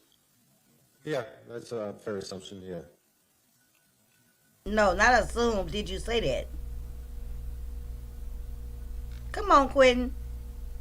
Do you know what the argument was as to why Angel allegedly wanted me to leave? I do not, and still to this day, I don't. It's not my business.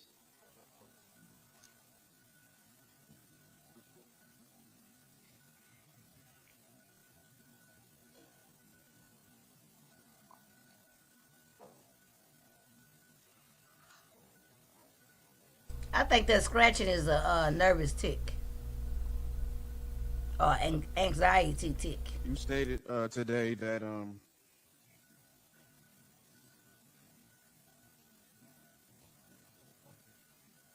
you pistol whipped me in the process of trying to save Adam from me being on top of him with a gun, correct?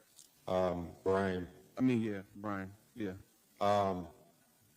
Like, I don't know how well I connected, but I know that I did try to hit you with my weapon. If I didn't, it's unknown to me. Like I said, it was a kind of panic situation. When you did that, where was you standing? Like, where were you at? And like, where were we at? What was going on?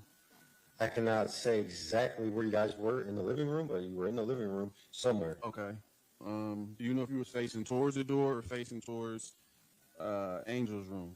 I came into the back door. Like, sir, I don't, Okay, so the question was, were you facing the front door or were you facing Angel's room? when I hit him, Yes. I'm gonna say I was facing towards like the TV. Like, Okay. because like you guys were facing the kitchen, like, and I came into the back door, which would put us face to face, kind of. Okay.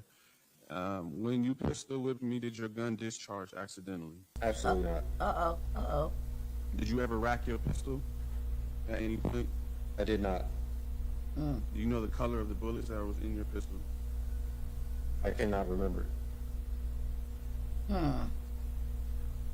I doubt that very seriously. As much as Did he you played ever with that rack your gun. Or did Brian rack your gun or chamber, shall I say, chamber a bullet when you guys were in the kitchen? I did not chamber around. I cannot state if he did or not. Like I said, I was in a panic situation, and I told you like what had happened. I handed my gun, and I got underneath the table. I understand. So is it safe to say that your gun was operable? That it fired? I cannot say that my gun fired. I can say that my gun was more than likely operable. I didn't test fire it.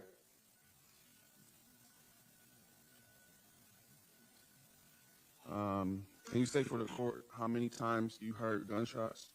I never stated at any time how many gunshots. No, I'm asking you. Did you hear any gunshots? Yeah, he need to wash his hair. He might got lice. I don't know how many I heard. My ears were just ringing. It was hard for me to hear anything.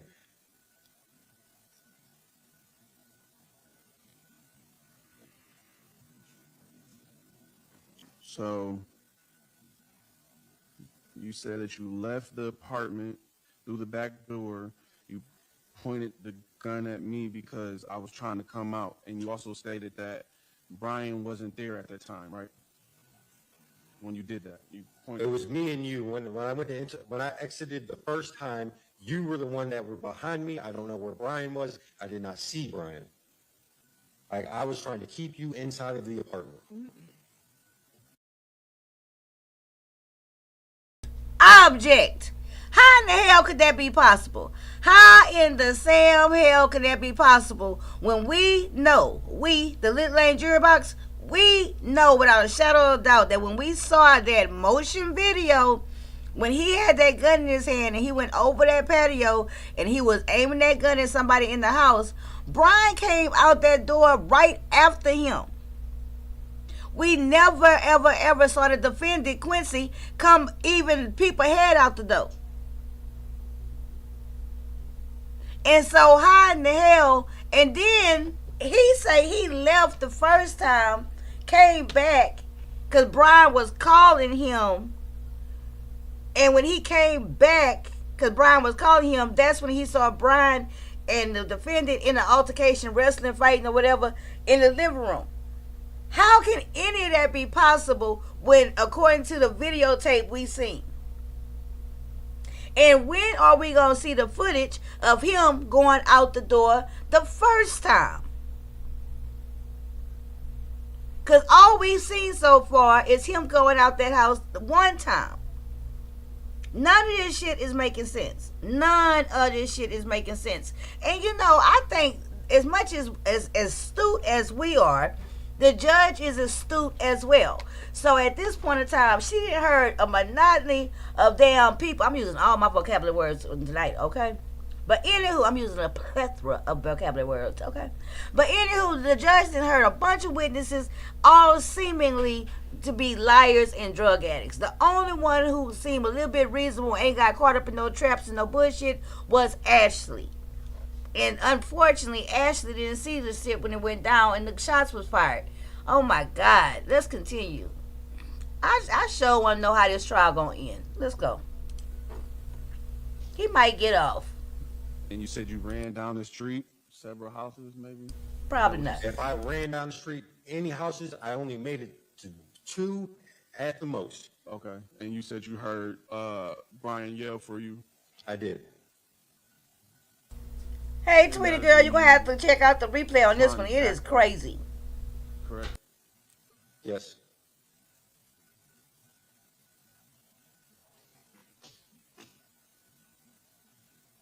Your Honor, I have a video I would like to play. What is it? The video of everyone exiting the home. And what's the relevance?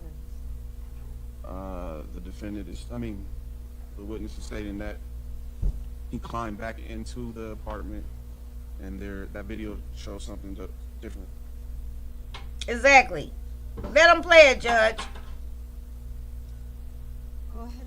Okay, I'm about to go off on the judge. Okay, I'm about to grab her by her little scrawny haircut You gotta and plug the clip, sure, and but go it's off. not, And Renee, you know what? I was thinking that I'm gonna have to watch a lot of stuff too, because now that I've heard more and I know the people and stuff, I want to hear that opening statement again. I definitely want to hear that opening statement again.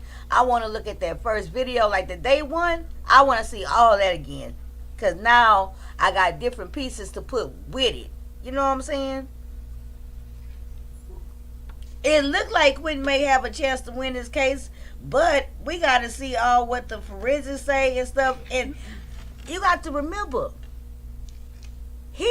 Quinton said in his opening statement something about self-defense, and he admitted, Quinton has admitted in his opening statement to having shot Tony, right? Is this gonna be G? Exhibit G? And that's the part, even in my own remembrance, I'm almost forgetting that, right? Because I'm trying to put the gun in Brian's hand. I'm trying to put the gun in Adam's hand. I'm trying to say it's possible that one of them shot the lady, Tony, rest in peace, and not Quinton. But Quinton said in his opening statement he shot Tony under a threat. You see what I'm saying? So it's confusing, but it's not all. It's not just him though. Okay, y'all. So Quinton got this video put in, and we definitely want to see all this shit, because how come they gonna have a clips of him leaving? Okay, let me be quiet. Let me make it bigger too. Thank y'all for joining up in the skybox. This is the trial, Quinton versus Ohio versus Quinton Nixon. It has been a roller coaster ride with this trial. Okay. If you just coming in, never seen this footage, please check out the playlist that's on my wall. On my channel. Trial watch. Let me make this bigger so we can really get off into this video.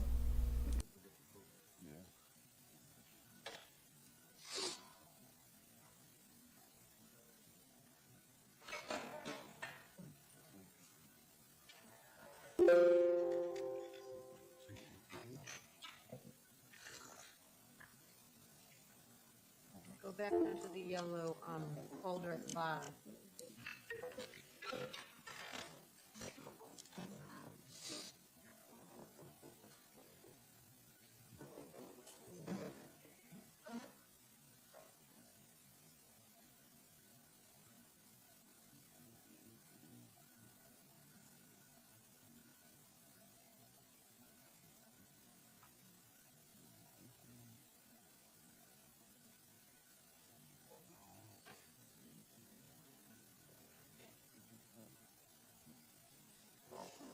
I accidentally cut it off. But how? Okay, hold on. We didn't even see that. Did we see that picture? Child, Quinton is really moving on up in the world. Now he doing his own video footage. Yesterday he got to stand up and question the witness. Now he working his own videos and stuff. Cause remember day one, the court advisor was doing the videos for him. Remember?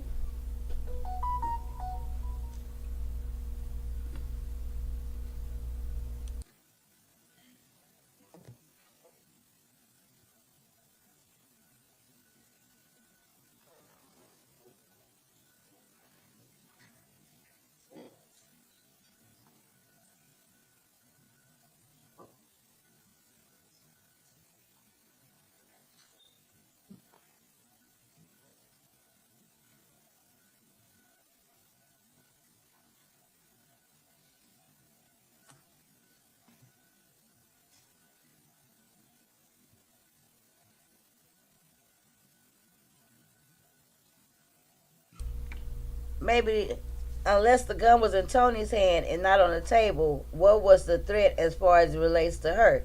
Girl, doing his opening statement, he literally. Hold on. Let's watch this first.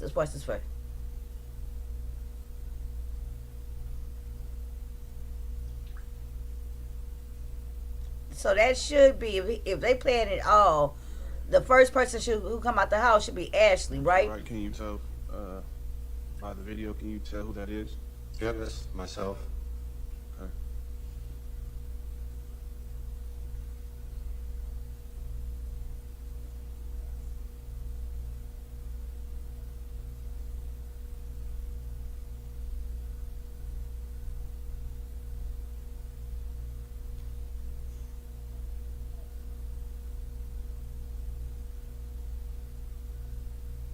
Little skinny self. That's why they call him Slim, I guess.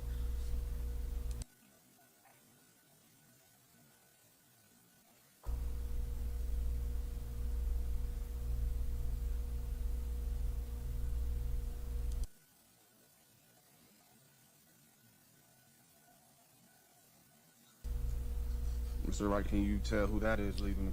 It's Brian Fielders. So where's the footage of you leaving and coming back?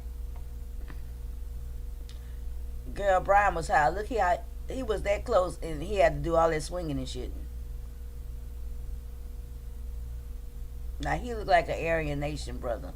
The Brotherhood, okay? Y'all see him? How he was looking?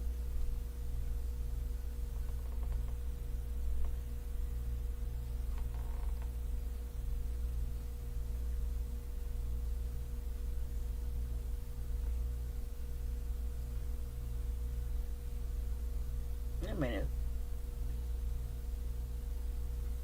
Oh, there go Ashley. Ashley came out last. Mr. Yeah. Wright, can you tell who that is? Did you? Oh, that's Quinton. We ain't see this. So I guess the dilemma I'm having is if you were the first to leave, and then Brian left, and then I left, at what point did you come back and pistol with me? Okay. Okay. So when I got stuck into the doorway, like, listen, I just had to say this was a traumatic experience for me. Ah! Like, Answer the questions. Wait a minute. I just had to say this is a traumatic experience. So, is that meaning that he finna say he lied? Did Quinton just catch another one in another lie? And how come Quinton the only one that came over the patio and fell? Child, it's too much. I might not have jumped off the balcony. Like, I was dazed, I was confused, but like, what I said had happened, I might not have jumped off the balcony. Like, I've stated to the detective when he questioned me, I felt like there was a piece of this tape that was missing.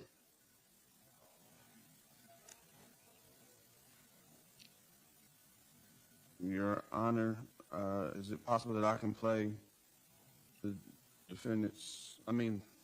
witness's interview? For what purpose? He doesn't remember what he said to the detective. Ms. Easter? Thank you, Your Honor. The proper, No, what I think he said was, what he just said, was that when he was talking to the detective, he said there's a piece of this video missing, not a piece of Detective Hornacek's questioning missing. And so, again, ask him the question about his statements to Detective Hornacek. You have to establish that there's an inconsistency first. Yes, ma'am. And Renee, you been busy working tonight, You girl. stated to Detective Hornacek that I see you. Brian called you back. You ran a couple of houses down, or however many houses you say you ran. And yes, I'm gonna let And Brian Quinton work called his you back, case. and you were already out of the apartment by this time. You heard, you don't know, you said, I believe you said something like the universe opened up, or by the grace of God or something, that you heard Brian call you, and you ran back. You climbed up, went back through the apartment into the living room, said that I was on top of Brian with a gun to his head. You pistol whipped me, and then that's when you and Brian were able to escape, correct? I said when I came back around the corner, Brian was face down on the floor. You were on top of him with a gun. And then when you seen me and I had my weapon drawn and upped on you, you did the same thing that you did the first time I pointed my weapon at you, threw the gun in the middle of the floor, put your hands up and said, I don't want to die. That's when I ran up and hit you with the weapon. But my question was, is this what you said? What I just said, is that what you said to the detective, yes or no? Did you said that you climbed back in, seen me on top of Brian. Yes, that's what I said, yes. Does this video depict that? Like I've said from the beginning, I felt like there was a piece of this video that was missing. Child. Does that video? This video does not. Thank you.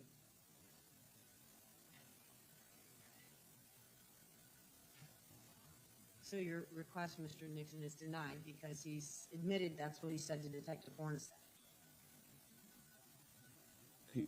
He just said he told Detective Hornacek that he climbed back up the balcony. So there's nothing inconsistent. Whether or not he's changing his statement now, that's what's happening in the courtroom. But as for his statements to the detective, he's agreed that's what he's told. Come on, Quinton, ask the question another way so you can get the video played. You got to figure out a way to ask the question that show the inconsistencies so you can get the video you want entered.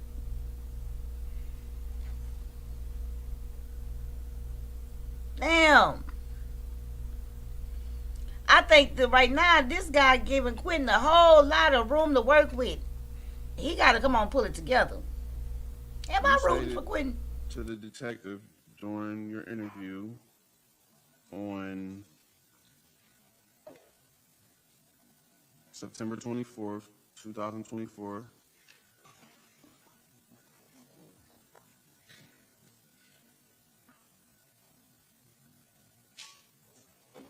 that things were weird that night, and Quinton Nixon and Brian Fielders were tweaking out on drugs. Correct? I said that we were all high on drugs. Listen to the question. Did you tell Yes. that to Detective Hornacek? Maybe not those exact words, but like, yeah, in a roundabout way, yeah. Quinton got to work to get this tape put in the evidence. Come on, Quinton. Say that they were talking with each other about a conspiracy theory with a app called Whisper, some kind of spy app, correct? Correct. You also stated to the detective that things were strange the whole night, correct? Correct. So earlier you testified stating that everything was fine. We were all getting along and there, correct? Correct. I said that there was no aggression the whole time that we were around one another. I didn't say everything was comfortable the whole entire time. I said that there was nobody aggressive towards anybody the whole time we were around one another. You also stated to the detective He reading the transcript. that Tony's gun was laying on the living room table and you weren't sure if it was in the holster. You don't remember seeing the holster though. That's what you said, correct? Correct, sir. I didn't have a mental note because I didn't know anything was going to happen. It's not something that I could put a Post-it note on. No disrespect, but I mean, I feel like these are rhetorical questions. Okay. Joe! You know how it's going to go so much faster if you would stop editorializing and just answer the question? Please. Or we're never going to get through this testimony. Go ahead, Mr. Nixon. Next question.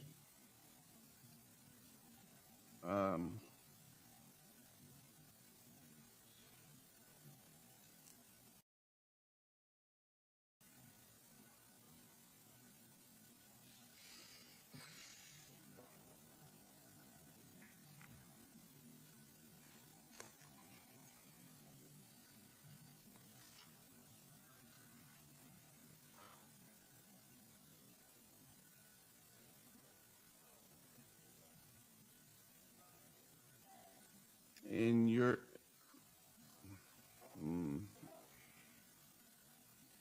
do you remember how you described Brian in your interview as far as the type of person he is?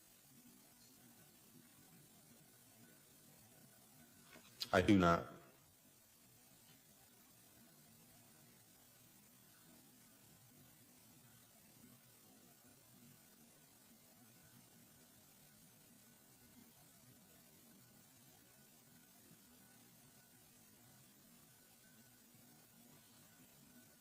Earlier, you testified that the gun was between Tony and Brian on the couch. No. You saying no, you didn't testify to that? Correct. So where was the gun? On the table in between all four of us. Why?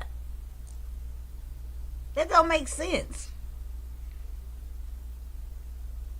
And Earlier, nobody you else said the that. gun was between Tony and Brian.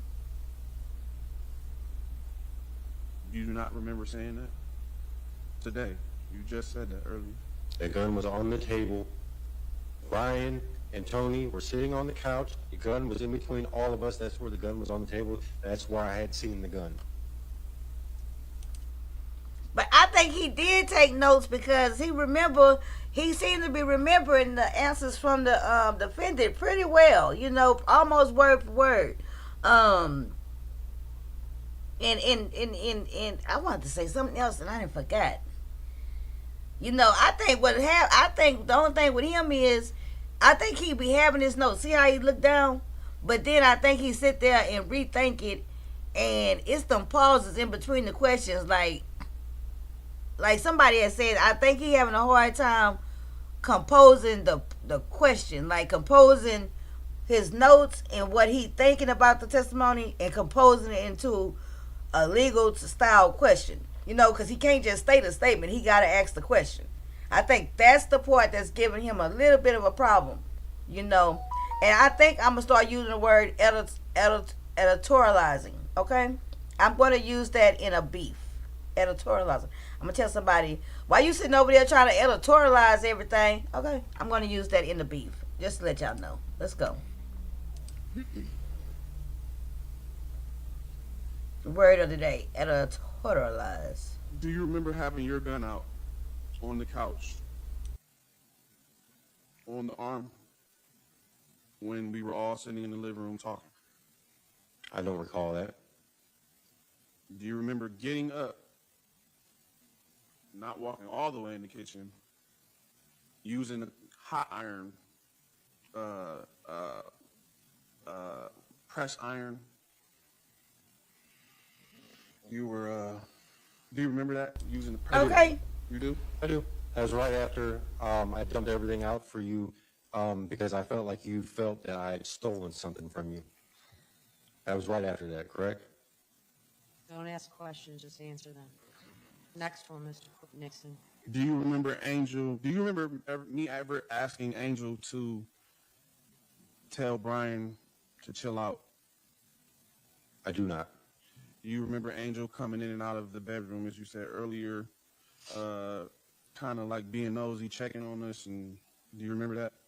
I do. Do you remember Angel being kneeled down Incredible. at the table where that hot comb is, and where you were at, where that hot comb was right in front of the kitchen, and me saying something to her along the lines of,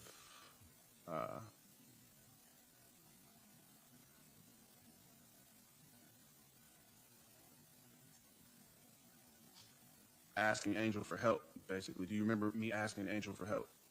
No. Do you remember Brian stating that I was not going to make it home to my children that night?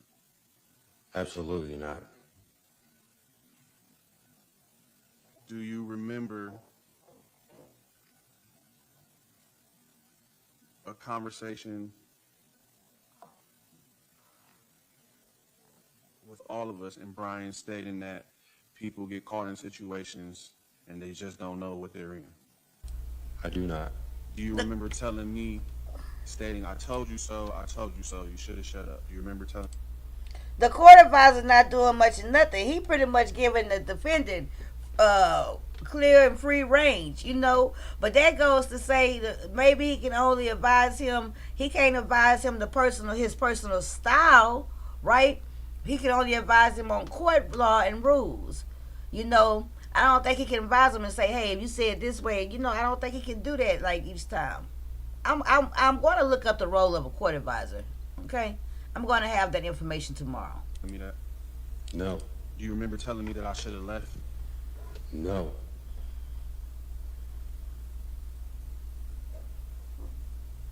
That is a good question, Kathy.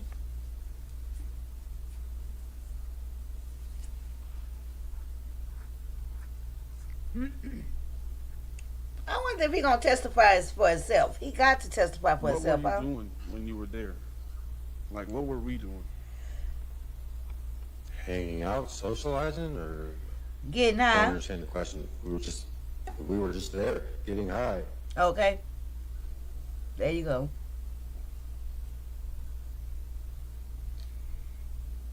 What were you doing in the kitchen at the time that you heard the Velcro?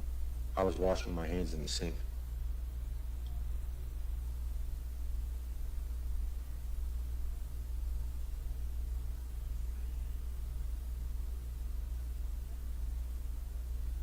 Do you remember stating to the detective that you thought it was weird that everyone, right before the incident, you thought it was weird that everyone went into the room and it got quiet? Do you remember stating that to the detective?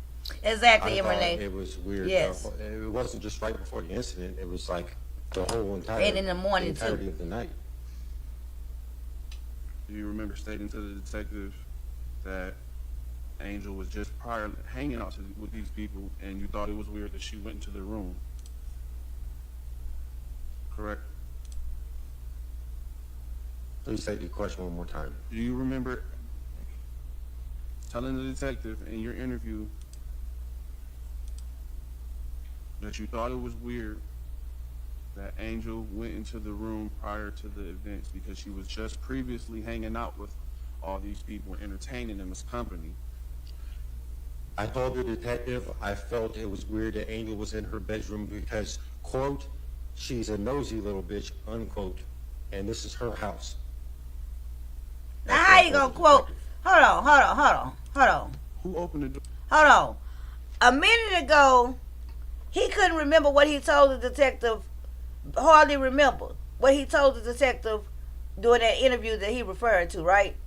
But now, the same interview that they were talking about with the cop that he tried to get the video in, but we couldn't see it. Now he's literally quoting himself from that video.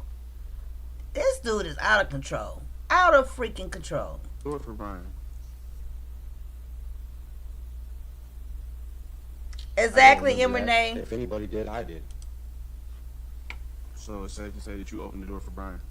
It's safe to say that.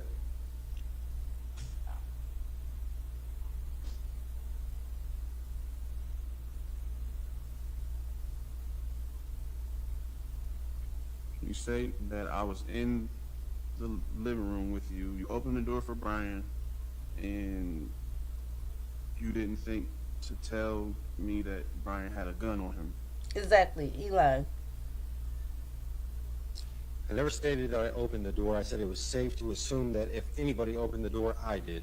And no, I never did say anything to anybody about Brian having a gun, because I didn't even see him with the gun. And as I stated, I don't know who put the gun on the table. Who called Brian over there to the house? About time he asked that. About time. Brian just kind of showed up. He was sitting in the driveway, unaware. Everybody in the house, including yourself, was unaware, and myself, that he was in the driveway because Angel called when she left and said, "Hey, Brian's in the driveway." And that was my hesitant saying, okay, well, tell him to come up. Do you remember saying to the detective that you said I was in the bedroom at this time, that you opened the door? I do not recall that. They need the tape. Your Honor, may I play? No, Thank he you. doesn't remember it. You're stuck with his answer. You can ask the detective when he takes the scene.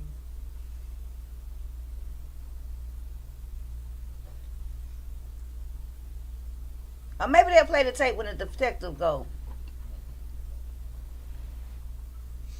We're going to see the detectives tomorrow, y'all.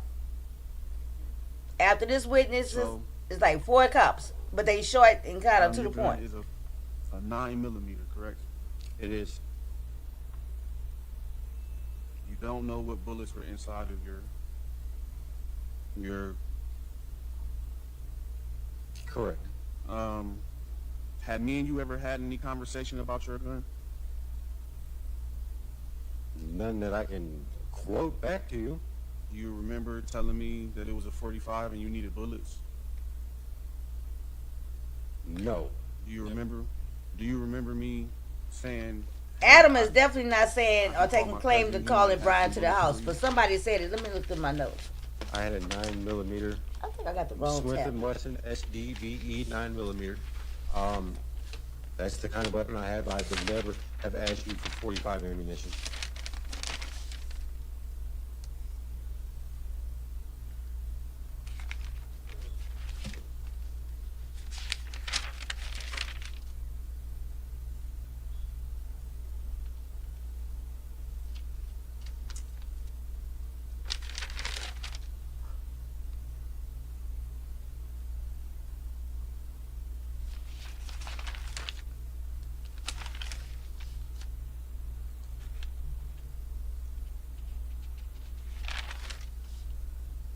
so?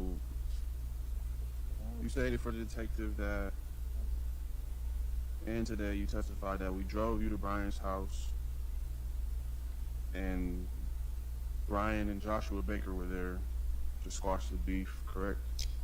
Incorrect. I never said that Joshua Baker was there because I did not see him there. Okay. Well, Brian was there, correct? He was. And Tony. Okay. And you stated that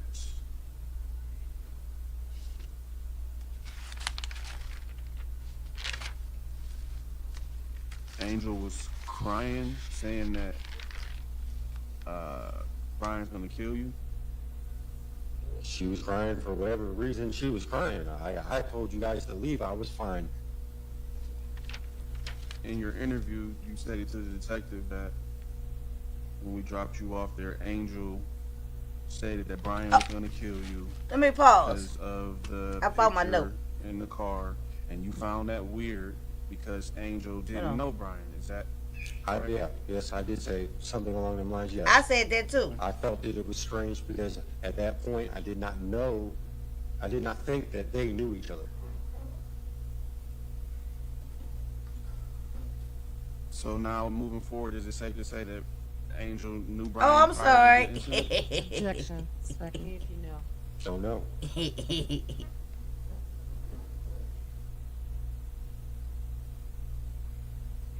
Oh, but let me pause it right there. I did find in my notes, okay? I did find in my notes who said that Adam, who testified that Adam called Brian and them to the house, okay? And so guess who gave testimony that it was in fact Adam who called Brian to come to the house? Anybody remember? Let me tell y'all who. Brian himself, on cross-examination, said Adam called him to the house. Okay? And that's why he came over there. And Adam, who on the stand now, is conveniently leaving all that shit out. All that. Okay? And why would Brian lie about who called him over there? These people is a trip. This is all a trip. Yeah, Lady T, I wrote it down. I found it in my notes, and you know what? While Lady Steph talking, that's Lady Steph talking about making too much noise. I guess so, cause baby, I flipped through all the pages in the note I was looking for right here about Adam, cross-examination. Adam called them to the house. I wrote that down. It was on the page right over, child, and I flipped through all the pages. Okay, let's go. That's very interesting to me. Oh yeah, now I remember. Oh, I All right, Betty Wright.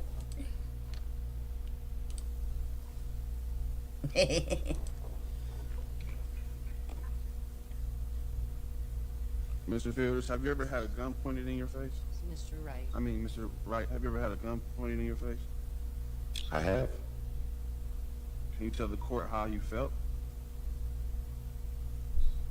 Scared. Have you ever had a gun pointed at your body? Same incident, yes. Can you tell the court how that made you feel? Same reaction.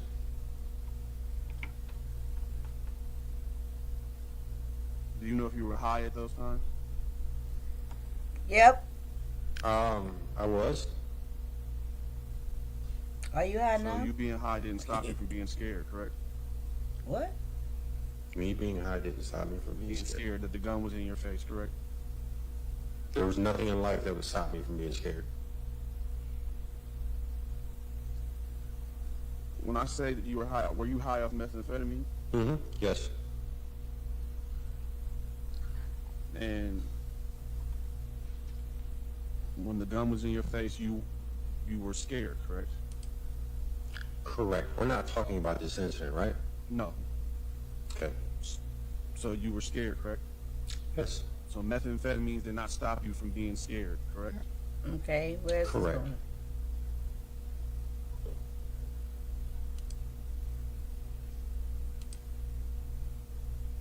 So that night, you had a gun, and between Brian and Tony had a gun, correct? Correct. I think the Velcro was the gun supposed to And be. you I not seen think me with a gun the gun prior holster. to the incident, correct? Prior to the incident, I did not.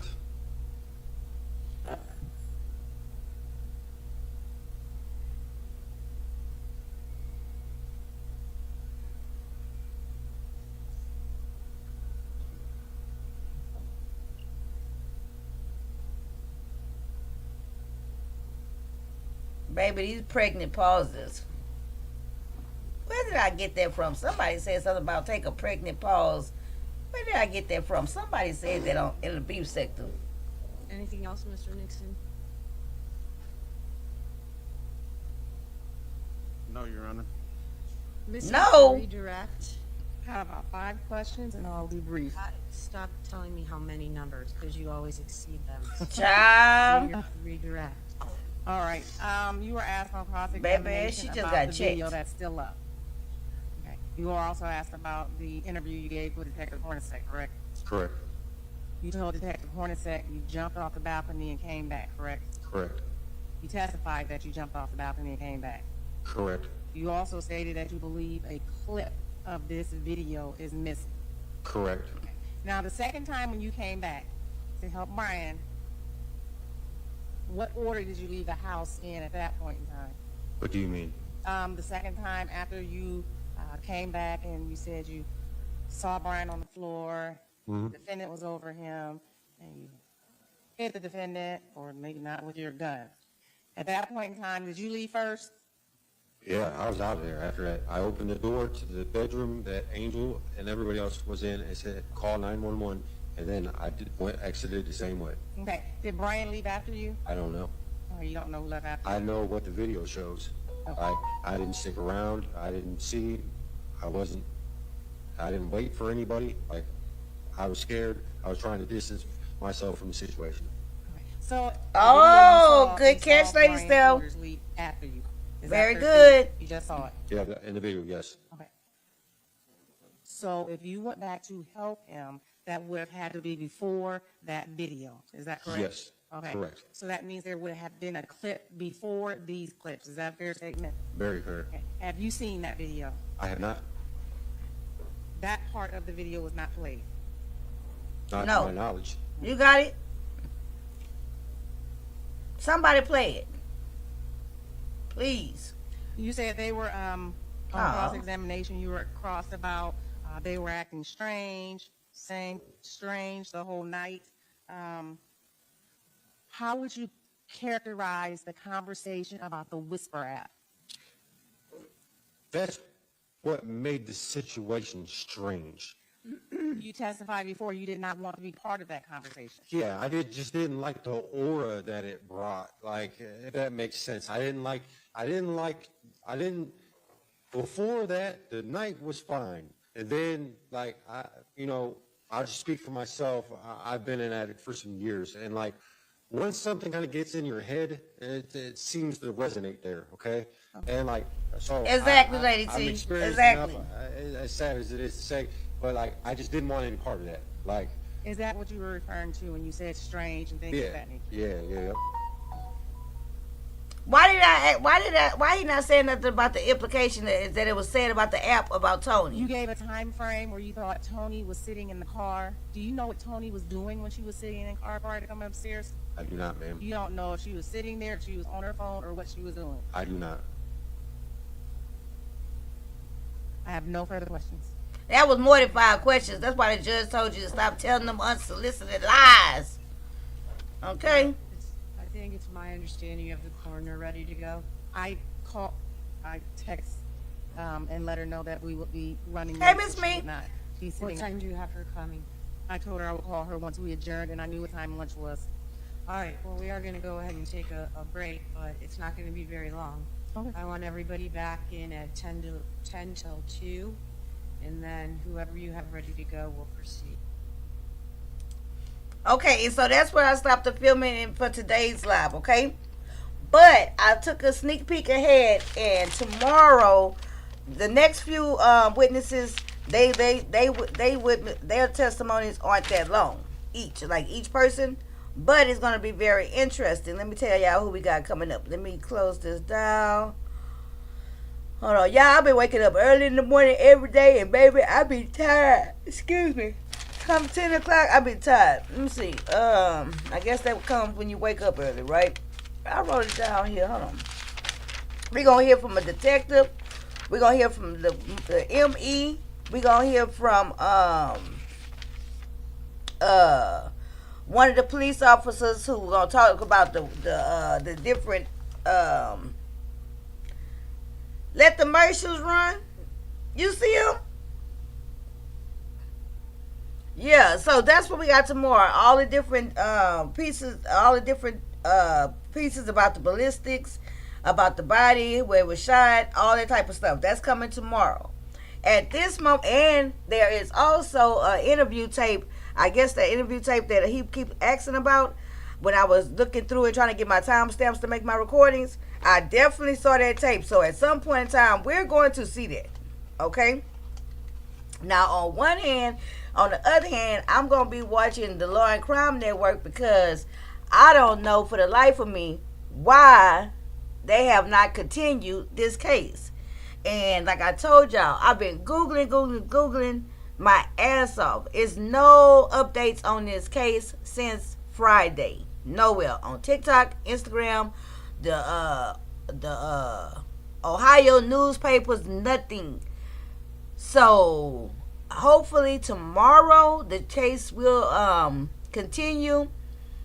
That's why tomorrow I'm glad it's gonna be like the shorter ones, and I'm gonna have to get on here maybe like a little bit earlier, like an hour earlier, so we can really get through and catch up to the case. You know, I want us to be caught up to the case by the time they start deliberating. That way, while they deliberating, we deliberate. You know what I'm saying? That's my goal. You know, the good news is, as far as on my end of things, the technical part of it, I didn't figure out how I have learned how to get to the point now where I can get these clips and get more clips in a faster amount of time, so we can do more pieces at one time, especially if I come earlier. Okay? So we getting through it. We getting through it, y'all. We getting through it. And tonight, we heard from Adam the whole night long, and really, truthfully, Adam's testimony. What are we concluding about Adam? I do believe that we think he a liar, right? We know he lying. I saw somebody earlier say that they still thinking that Tony may have gotten hit by Adam's bullets on his gun, with his oh, thank you, Jill, with his gun. But tonight, Adam never, ever admitted to ever firing that gun. Never. And when he was questioned about it, he say he never fired the gun, right? So there's that. So we still need to hear from like the ballistics and from the not ballistic, but from CSI, so they can tell us where they found the bullet casings at, and about that bullet hole in the wall in that room. We need to find out from like CSI the trajectory of the bullet. Was it coming in? Right? From like outside in the house, in the wall? Or was it going out? Like from the living room and it went through the wall towards the outsides? The only way we gonna know that with fact, with like a fact, is from CSI. There's no other way we can find that out and know for a fact. Yeah, he is a liar. What we definitely know is he leaving out a lot of stuff as far as, he acting like, we also found out that Brian is the one that bought the major drugs, because even though they had been getting high, he got excited when he say they had been getting high and everything, but nothing like when Brian came, because Brian bought some drugs, like Brian and them bought a bunch of drugs, you know what I'm saying? So basically 2 people fired their weapon. Well, it seems to be indicated that it was 2 different, but the only thing we know is that it was 2 guns, right? Nobody is admitting to a second gun being fired. Nobody that we've heard has admitted that at all. Nobody. The closest we got to that was Ronald, when Ronald said he heard 3 gunshots initially, and then a couple of minutes later, he heard an isolated gunshot. That is the closest we got to any type of testimony from anybody, whereas it's like being pointed out that it could be 2 different guns that was fired. I don't think Ashley said about, I think Ashley, I don't know, I can't remember. I don't think I even wrote that in my notes, about whether Ashley stated it could. Let me look at my notes. Whether Ashley stated it sounded like 2 different guns or not. Let me look at my notes real quick. That's Brian. What is this? Witness Angel.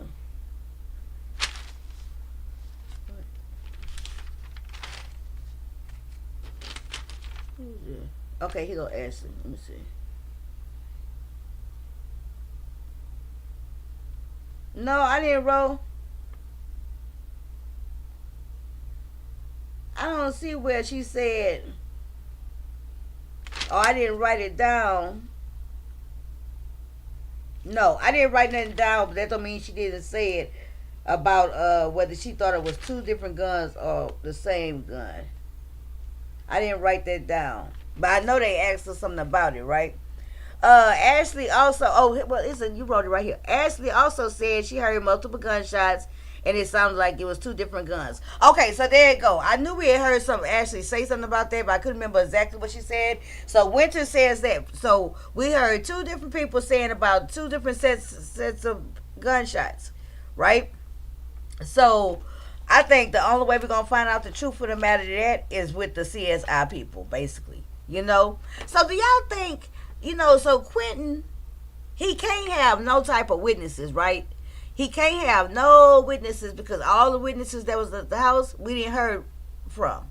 The only witness that he could possibly call to say anything or add anything to what was going on in the house is maybe his uncle, Maines, or whoever his uncle is, to say what the attitude or the environment was like in the house before he left the day before. That's the only person, which leads me to believe that once it's the defense turn, he gonna have to testify on his own behalf, and that's how he gonna be able to try to make the statement about the self-defense. I look very much so forward to that. Okay, I want to hear Quinton's story all out of his mouth, all at one time. I want to hear Quinton's whole recollection of things, right? If I was to go back and look at some videos on the playlist, I think I would definitely go back and listen to day 1, and I will listen to them. I will listen to them opening statements, because I think at this point we have enough information and testimonies where we can compare it, and we can kind of see what Quinton gonna come out and do. You know, they are trying to railroad Quinton. Right, but see, that's what I'm telling y'all. I'm telling y'all. We have to go back and hold on. Let me see something. Let me see something real quick. Give me one moment. Hold on. Let me see. Let me look right here.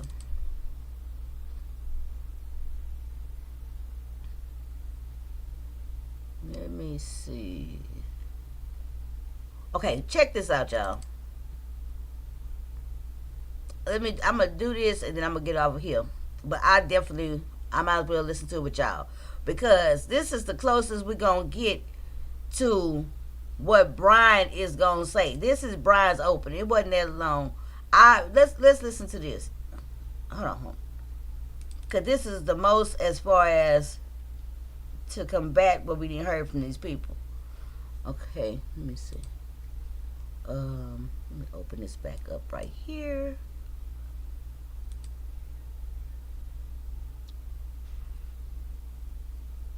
Grand Rising, ladies and gentlemen of the court. The case that is being presented today by the state of Ohio is not murder, nor is it felonious assault. Things aren't always what they seem. This case is a case of facts, truth, and common sense. It is not murder if it is self-defense in defense of others. It is not felonious assault if it is stand your ground. It is not my responsibility to prove defense, self-defense, or defense of others or stand your ground. It is on the state to prove it wasn't. I will ask this court to put aside emotion as much as possible with respect to the victim and pay attention to the facts and hear the truth. The truth is the truth. You can't hurt the truth. You can't help the truth. Only thing you can do is hide the truth. And the truth is the state is attempting to hide the truth. I, Quinton Valdez Nixon, am not a convicted felon. And me not being a convicted felon, I'm allowed to carry a gun. But I did not have a gun that night of this incident. I was in complete fear for my life. And through testimony from several witnesses, as well as exculpatory evidence, I will be able to prove without a reasonable doubt that my actions were justified in the provisions of law. There are questions that need to be answered.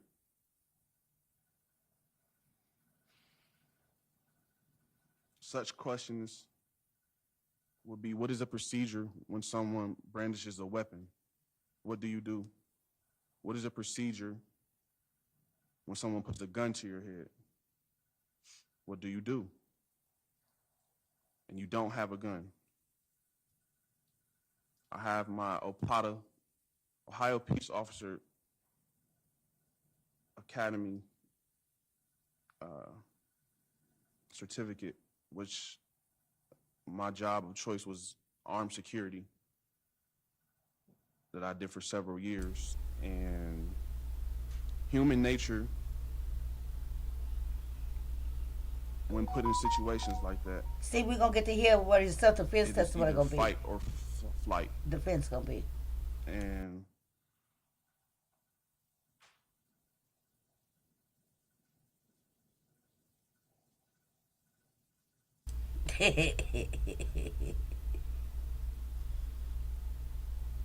I'm being persecuted because I chose to fight for my life. See, this is what I wanted to hear. This part. I chose to stand my ground. I was legally allowed to be where I was at.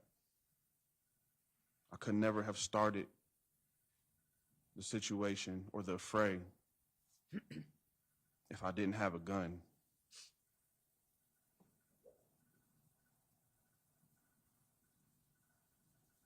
The state claims that I was high. There's no proof of me being high. Child. The only proof of anyone being high is the person that is deceased because it was found in the toxicology report. So through testimony from the state's witnesses, as well as my testimony myself of the actual events that happened that night, Okay, so he gonna testify on his behalf. I would be able to better Thank you, prove Miss Ming. my argument of self-defense and stand your ground.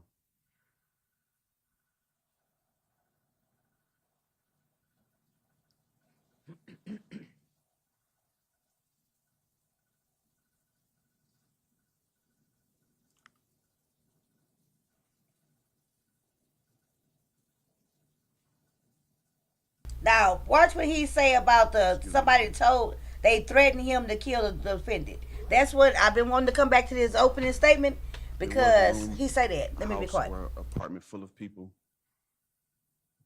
I can't speak on what everyone was doing. I know I was legally allowed to be there by the woman who came and picked me up from my home. These same people would tell you that I'd never had a gun. These same people would tell you that I could have never just went crazy. You don't just see people with guns and go crazy. And you don't have one. That makes no sense. I did give an inconsistent testimony or statement or however you want to call it because I was beaten by SWAT. Don't forget he fled. They took days to find him. Barricaded in a wall, and they did throw gas and munitions, which burn your skin. SWAT went in and get him out. When the police stumped me out, I was under duress when I gave those statements. But the truth is the truth. Truth. Through the witness's testimony that the state calls, you will be able to hear the truth.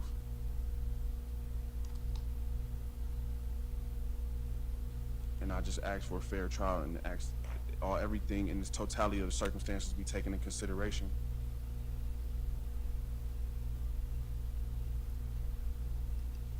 I'm not a violent person. I'm not a monster. This wasn't planned. This wasn't calculated.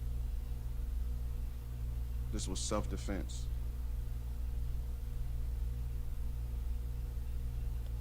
I was being jumped and beaten. For what reason? Maybe it was because I was Black. dealing with the woman whose home it was, and her ex-boyfriend was there. I don't know.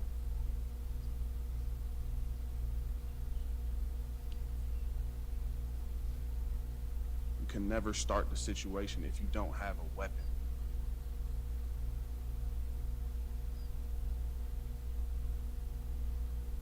That's all, Your Honor.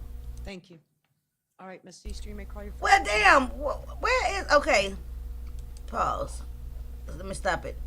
Okay, so I wanted to go back to that opening statement because I wanted to put back together like what all he was saying as far as the self-defense thing, right?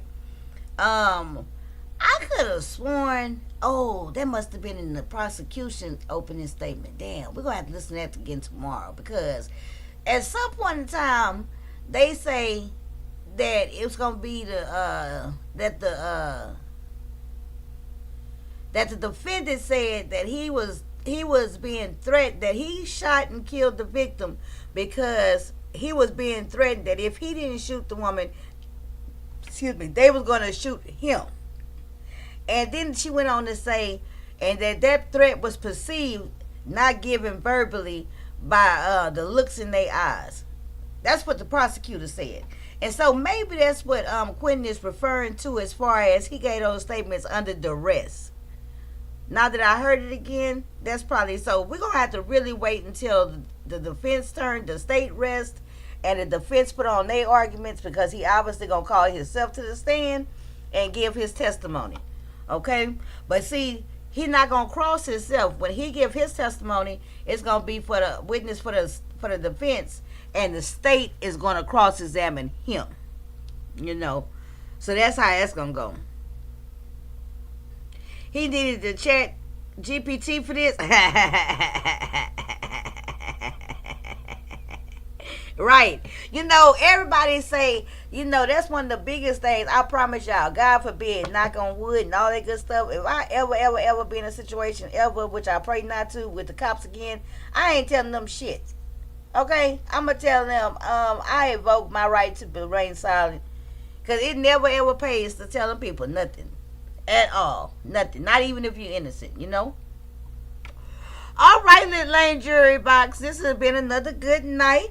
I will meet y'all in the same place at the same time. I'm going to try to come a little bit earlier. And we're going to do part 8. I think part 8. Okay? And we're going to see the next day is going to be all the medical examiner and the different cops, including the CSI. So maybe we can get an answer to whether it was 2 different types of bullets that was found from 2 different guns. I think that's the next big thing that we really need to hear, okay? All right, y'all. Thank y'all for joining me. Stand with me for this whole ride. And I shall